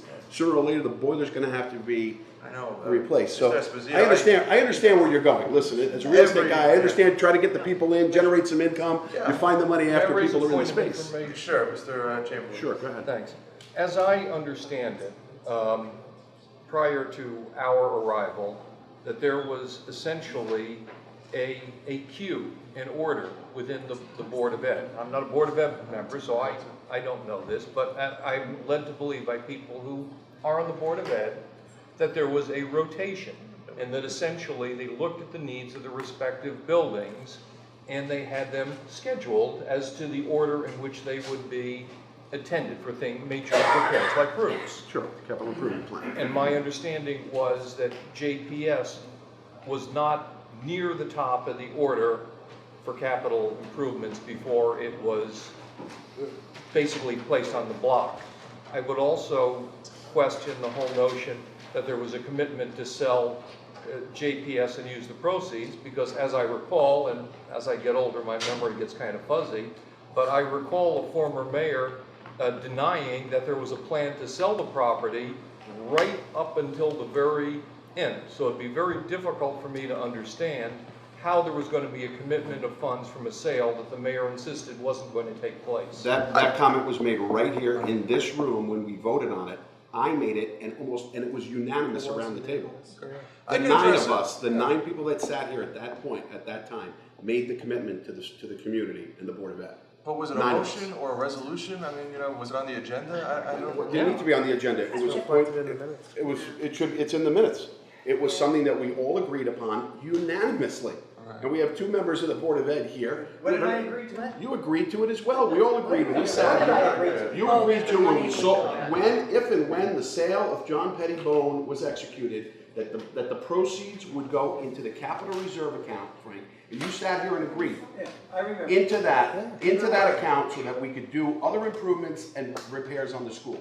That's fine. And Mr. Esposito, I'm fine with doing that. If we sell East Street and there's money left over from everything, I think that's a great idea. We're not looking to kind of pad the town's coffers. So I think it'd be fine. Yes, Mr. Richardson. I just wanted to make one outside comment based on what the representatives from Theater Works had mentioned earlier, the public comment that I actually was introduced to Theater Works by Nadine Strawson this past summer, and I think it's an amazing program. I've gone to a couple of the shows there, so I hope going forward that that's something that we can work out for that program. Yeah. I haven't really gotten to East Street yet. I apologize. Yeah, I know. I was just trying to give us all a little break. So just to address that, though, no, that's a good point. I wish they'd contacted me because, I have talked about, as a condition of the sale, formalizing some kind of easement that would give Theater Works the right to park in that parking lot, and that's fine.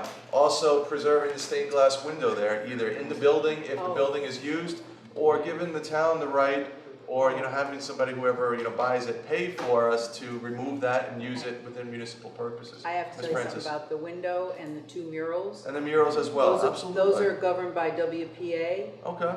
The government. Sure. Of the United States. Absolutely. But I'm not really sure who, but that is in a, someone just recently told me this again, that it's in a book somewhere about WPA murals and that window also. I fully expect preservation of those 2 things, either at the site or if that's not possible, another, site, at New Milford's offices. Yes, Mr. Bass. Thank you, Mayor. Just a couple more follow-up questions. One pertaining to when we're moving all of these entities out of town, and maybe Mr. Bielmeyer can answer it for me. When we're moving all these entities out of town, the unintended consequence is going to be really putting a strain on downtown merchants, because those people that shop every day will now be a mile and a half, 2 miles down the road, instead of eating lunch downtown. Have we thought about that? I understand your concern. Yeah. I really don't see a lot of it. I don't see a lot of people from East Street actually spending money downtown. Well, no, I'm talking about Park and Rec is going to be moving. Park and Rec has a couple of people there, and frankly, the problem with Park and Rec and why they're so excited about moving down there is that they're spread out all over town now. They've got their equipment everywhere, and they're always looking for space to provide their programs. They do a lot of classes between. You see their Park and Rec handbook. So being centralized in Pettibone will give the community one place to kind of sign up for this thing, sign up for after school, sign up for summer camp, but also it'll allow them to not have to run around all over the place and try to find space everywhere else. I'm hoping that the spaces will be occupied by additional people. And I know right now the buses change over at East Street School, I believe, for different schools. I think it's Abbott Tech. I could defer back to. Abbott Tech does. Yeah. Is there? Work it out. There'd be plan to move that somewhere, because I'm sure they're going to need to know for the bus route. I mean, we're talking broad strokes here. We're going to get into the weeds. Right. And just something else comes to mind. If this will be a space for, say, groups who have meetings, Democratic Party, Republican Party, where now we go to the railroad station. That's been something that's been considered in the library modernization. Sure. Because there is such a need for that in town, and that may save some space there for other use for the computers. We know how people are really desperate for space around town. Right. Just even PTOs. I mean, for to have a classroom. Oh, absolutely, yeah. Community use. Definitely. Please get the Democratic Town Committee out of the railroad station. Oh, yeah. Some air conditioning over there. It's brutal. Yes. Is there air conditioning? There's none at Pettibone. We're looking into this. The wing where we're talking about that last wing that is the most recent has air ducts. There are rooms within there that are air conditioned. They have wall units. So we got to see if there's an actual AC unit on the roof of that rear wing, and see what it would cost to get that up and going. But there are definitely air vents. Somebody said that there's vents. It was set up for it, but there was no unit actually put in, which may be a good thing. For $15,000, $20,000, you might be able to get central air in that rear wing. So we're definitely looking at all the logistics. I mean, short term, we're probably going to move. I mean, they're using wall units in the windows at East Street right now. Something similar could be done at Pettibone as well. So, if there's, Mr. Borgo, did you have a comment? I'm sorry. No. Okay. So that's my updates. And I'll move on. I mean, listen, it really does tie in with East Street. If there's any other questions about that, that's the plan. And the request to go into executive session, just to be clear, in item 12, is to discuss potential, listen, we're at the point where we've got interested people, we've got to offer it for sale at some point. So the executive session is to discuss a potential sales price. I believe it's appropriate for executive session because any potential buyer could have an unfair advantage if they hear our discussions about what you'd like to see it sell for, what you'd be willing to take, what you think it's worth, and so on and so forth. So it's really just for the discussion of the sales price. If there's any other discussion though about the plan to move those agencies out of East Street or the idea to sell it, it's probably appropriate to have it now. So I'll make a motion to go into executive session. Ms. I just Francis, have one quick question. Sure. I didn't hear you say this, but the Board of Ed is anxious? Well, I would say the superintendents, and that I think the reason is to address Ms. Fallenbach, thank you for bringing it up again. I've got to do one first, and anybody who's asked me, I've told them, I'm giving tours for the love of God of East Street and JPS, so it's pretty clear what's going on. And I decided to update the town council first, frankly, because this is a position where I'm the chairman and it's appropriate for me to make an update here. Following this, I'll try to get on the agenda for Board of Ed and give them all an update. And I'll be asking them to transfer East Streets to the town as well, the same way that Pettibone was done. So that is coming down the pike, but if anybody asks me a question, I'll be the first to answer it. Yes, Out of curiosity, if the Board of Ed moves over to Pettibone, Pettibone is a town-owned school, will they take that wing back and that be? I don't think you could separate it out, no. I think they would just occupy it the same way Youth Agency occupies, East Street now. It doesn't change the nature of the school, but they're all government functions, so it does fall within that general zone. So they will have to pay for the heat and the electricity that they're paying for now? They won't, but we'll work something out with them over there, The same way, we have something worked out with Youth Agency. I'm sure we could work something out with them as well. Yes, Mr. Szymanski. For our consideration with respect to executive session, I take our fiduciary obligation extremely seriously with respect to the sale of town-owned property. And before we go into executive session, I must ask if we're going to discuss a sales price. Do we have an appraisal from someone who's a certified appraisal with respect to arriving at a price? If not, I feel it's too preliminary to discuss the sales price. I think we owe it to the taxpayers instead of just talking in generalities. I agree. That we need to have something to base our discussion of a sales price off of. Well, we're having a discussion, and I've got Mr. Bielmeyer here to update us on that. Legal, would you care to kind of render an opinion on the appropriateness of? Yeah, let me just quickly say there's a provision in FOIA, which is 1-206D, that provides for executive session as being proper when there's going to be a discussion that bears on the sale of real estate, and if publicity regarding that sale may impair in any way or impact adversely the sale price. And I think that this is a decision of this council, obviously, and to go into executive session, it needs to pass by 2/3 under our rules as well as the FOIA itself. And I think it's a reasonable basis to find that a public discussion of the price, sale price, potential sale price, listing price, or even the sale price, could adversely impact ultimately the actual transaction. Now, just to be clear, there used to be a provision of FOIA that was written differently.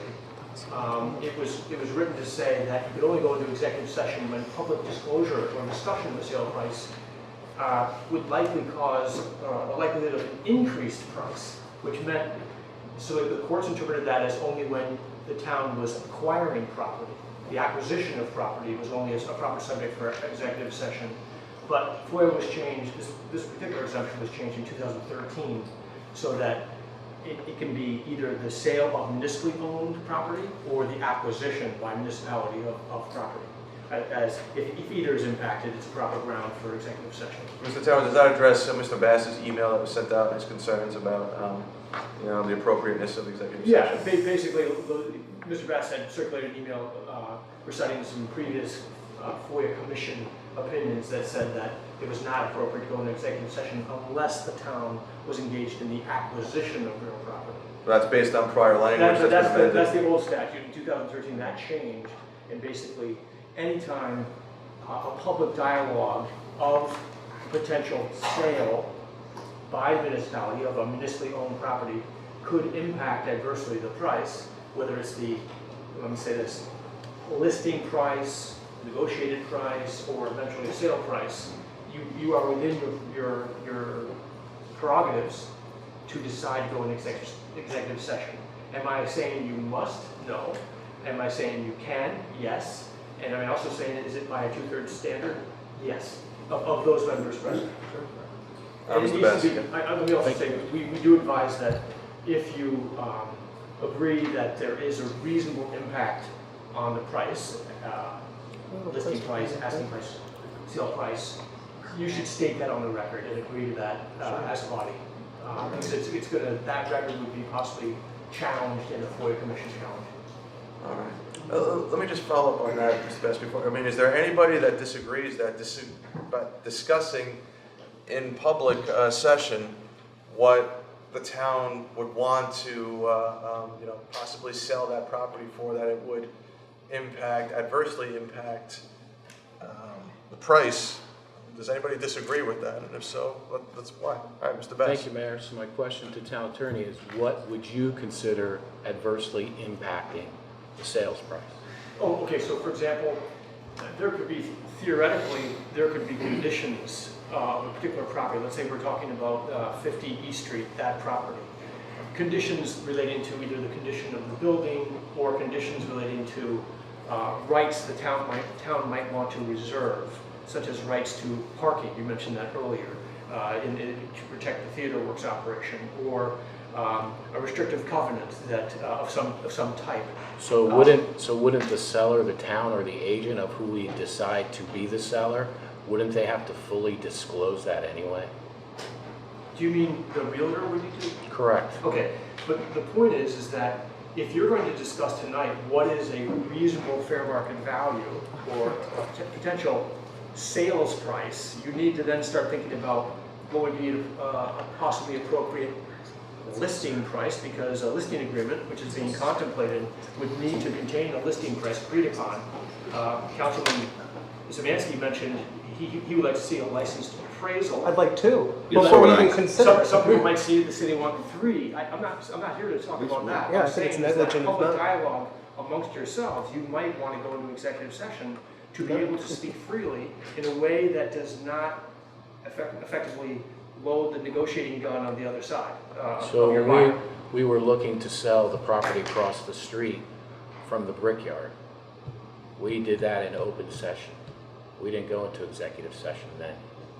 And again, I'm not saying as a matter of law you need to go into Right. executive session. It's a policy decision of Okay. your I council. understand. Thank you. Thank you. So, can I ask you a question? So we do not have an appraisal, as of right now, of what that property is worth? We An have a- MIA, Master of Institute of Appraisers, which is an MIA, which is a commercial appraisal, which Again, anybody's gonna need. Mr. Esposito, we're getting into things that are going to affect the town's ability to get a competitive purchase price. If you want to undercut what we discussed by pointing out all the reasons why. I don't want to, whatever price no, it is. you're missing my point here. Because we're going into executive session to discuss the sale price, and then we come out of the executive session, you want to sign a listing agreement with Scalzo Realty. Why would we go into it, why would we sign a listing or authorize you to sign a listing agreement with a commercial real estate broker until we have a full valuation discussed in executive session on what the value of the property is, so we can come up with a reasonable price? I was in the real estate business for 25 years. I've never seen a transaction done on a commercial sale, signing a listing agreement before you actually know what the value of the property is, and not in a discussion of 9 councilmen. That's the point of the executive session, though, is But for you to coming get a out- sense. Coming out, you could discuss it, vote on it, vote it down. It's not a foregone conclusion, but that's the point of the executive session, is that we could talk about this openly and freely amongst ourselves and discuss the pros, the cons, the strength, the weaknesses in a kind of way where you feel confident coming out voting one way or another. That's the reason why it's an executive session. If you want to throw it out on the table right now, that's fine. I mean, I'll call Kevin up here and, we'll talk about our strategy and why we came up with that number and what we think we could actually get for the price. But, you're going to cut us out from underneath the knees by doing that. Listen, I never want to short sell us on this, but to come right out into open session and then agree, I think we should eliminate number C, wait for that discussion after we have come out of this and get ourselves a commercial appraiser on the property, at least one. Paul is correct, we should have two, but at least a minimum of one. All right, let's address this. I'd like to made. make a motion to go into executive session and invite Kevin Bielmeyer in. Do you want the town attorney in too? Sure. And the town attorney, John Teller. Okay, is there any further discussion on the motion to go into an executive session? With the record kind of being explained that there would be a reasonable impact on the price if we were to continue to discuss the strengths, weaknesses, pros, cons, and ultimately what we think the property is worth, we want to sell it for before we meet with the seller. We are within 11 minutes of 10 o'clock, and this has been an exhaustive meeting. We're going to go into executive session, which is going to take, at this rate, an hour. Depending on how much you talk, we could be here. We could be here all night. That's my point. Okay, I'll make a motion to extend the meeting time to 10:15. Well, let's make it 10:30. 10:30? Friendly amendment to 10:30. I will accept. Second. There's another motion on the floor. Yeah, there's another I motion. did. All right. Charles, on the floor. Thank you, Walter. For parliamentarian. Got two motions on the floor. All right. Would you so withdraw let's- the first motion to Okay, I'll withdraw the May I first ask- motion. We're still in the first motion discussion, right? Should we through it? No, I'm Oh, I just, can't- we're talking about the meeting time. Okay. So do we want to go till 10:15 or 10:30? 10:30. I'm fine with 10:30. I'm up at 5 o'clock tomorrow morning in New York. Okay. So is there a second on the motion to extend the meeting time to 10:30? Mr. Chamberlain? Yes. Any further discussion? All in favor? Aye. Opposed? No. Two opposing, Mr. Szymanski, Mr. Esposito. Motion carries. The meeting will be extended to 10:30. All right, now there was a, Motion to go into executive session.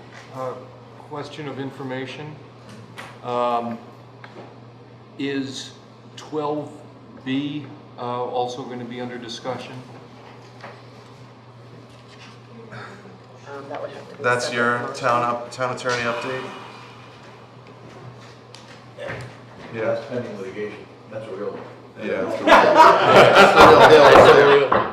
That's something we have to address.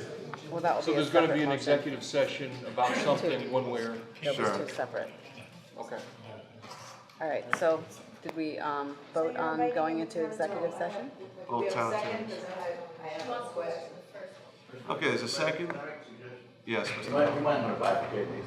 Sure. Yeah, right. Yeah. Totally. Okay.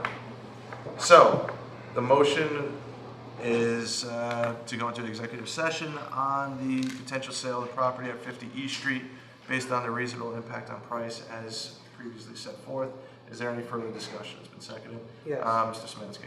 I think it's extremely negligent of us as a town council to discuss a purchase price when we do not have an appraisal to rely upon whose expertise is solely to assist us with determining a sales price. Sure. Well, we'll get to that in executive session. No, I'm Ms. saying Francis. it's negligent of us No, to go. that's your not opinion, negligent. but That's that's right, fine. which I have the right to. Exactly. So, Ms. Francis has a thought.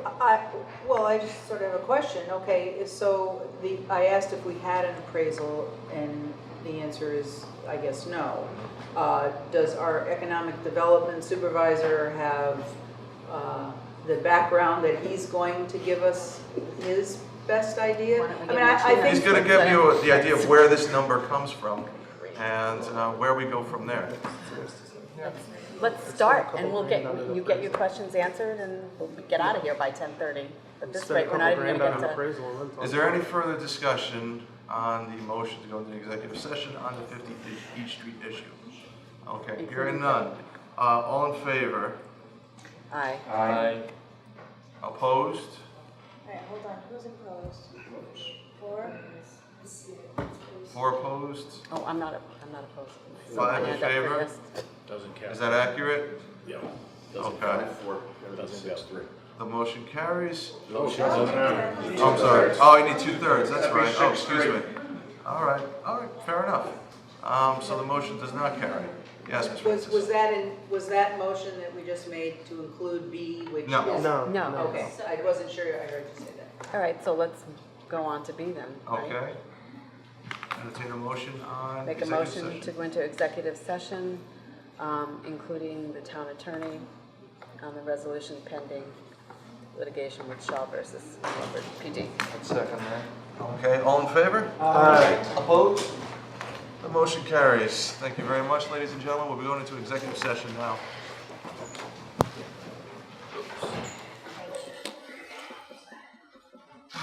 So we're back in open session. No vote was taken in executive session. On item C, so with regard to that item, I will, I'll push it off until the next agenda, to the next town council.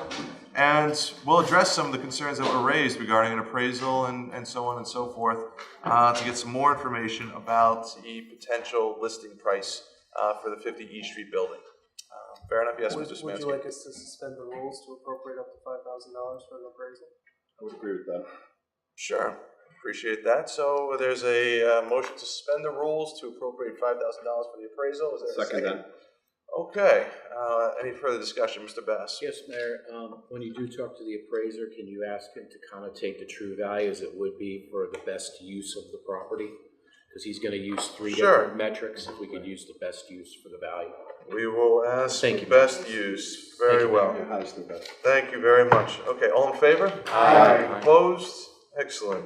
Item D, entertain a motion. Make a motion to approve the amount discussed in executive session on the Shaw versus NMPD. Second. Okay, any further discussion? Do Oh. we have to make a friendly amendment to settle per executive, not just an amount? I think You just have to approve. resolution that you would The amount. approve the settlement that was discussed in the executive session. Yes. Okay, Okay, so we're, fair enough, good. we're good. All right. Got to vote on it. All in favor? Aye. Opposed? Excellent, very well, thank you. Item E, participation with the NAA program and authorization of applicant agencies. Second. Okay. Someone made a motion. There was a motion, sorry. Or so Move moved. that the town of Milford participate with the 2016 Connecticut Neighborhood Assistance Act program and authorization of applicant agencies. Okay. Is it Mr. Bennett? Just an ongoing assistance that we've been given, right? Absolutely.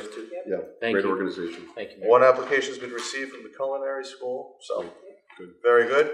All in favor? Aye. Opposed? Excellent. And item F, maybe we could just push this one out also until the next meeting, since it's not necessary right now. The incentive account resolution. We'll do So it then. moved.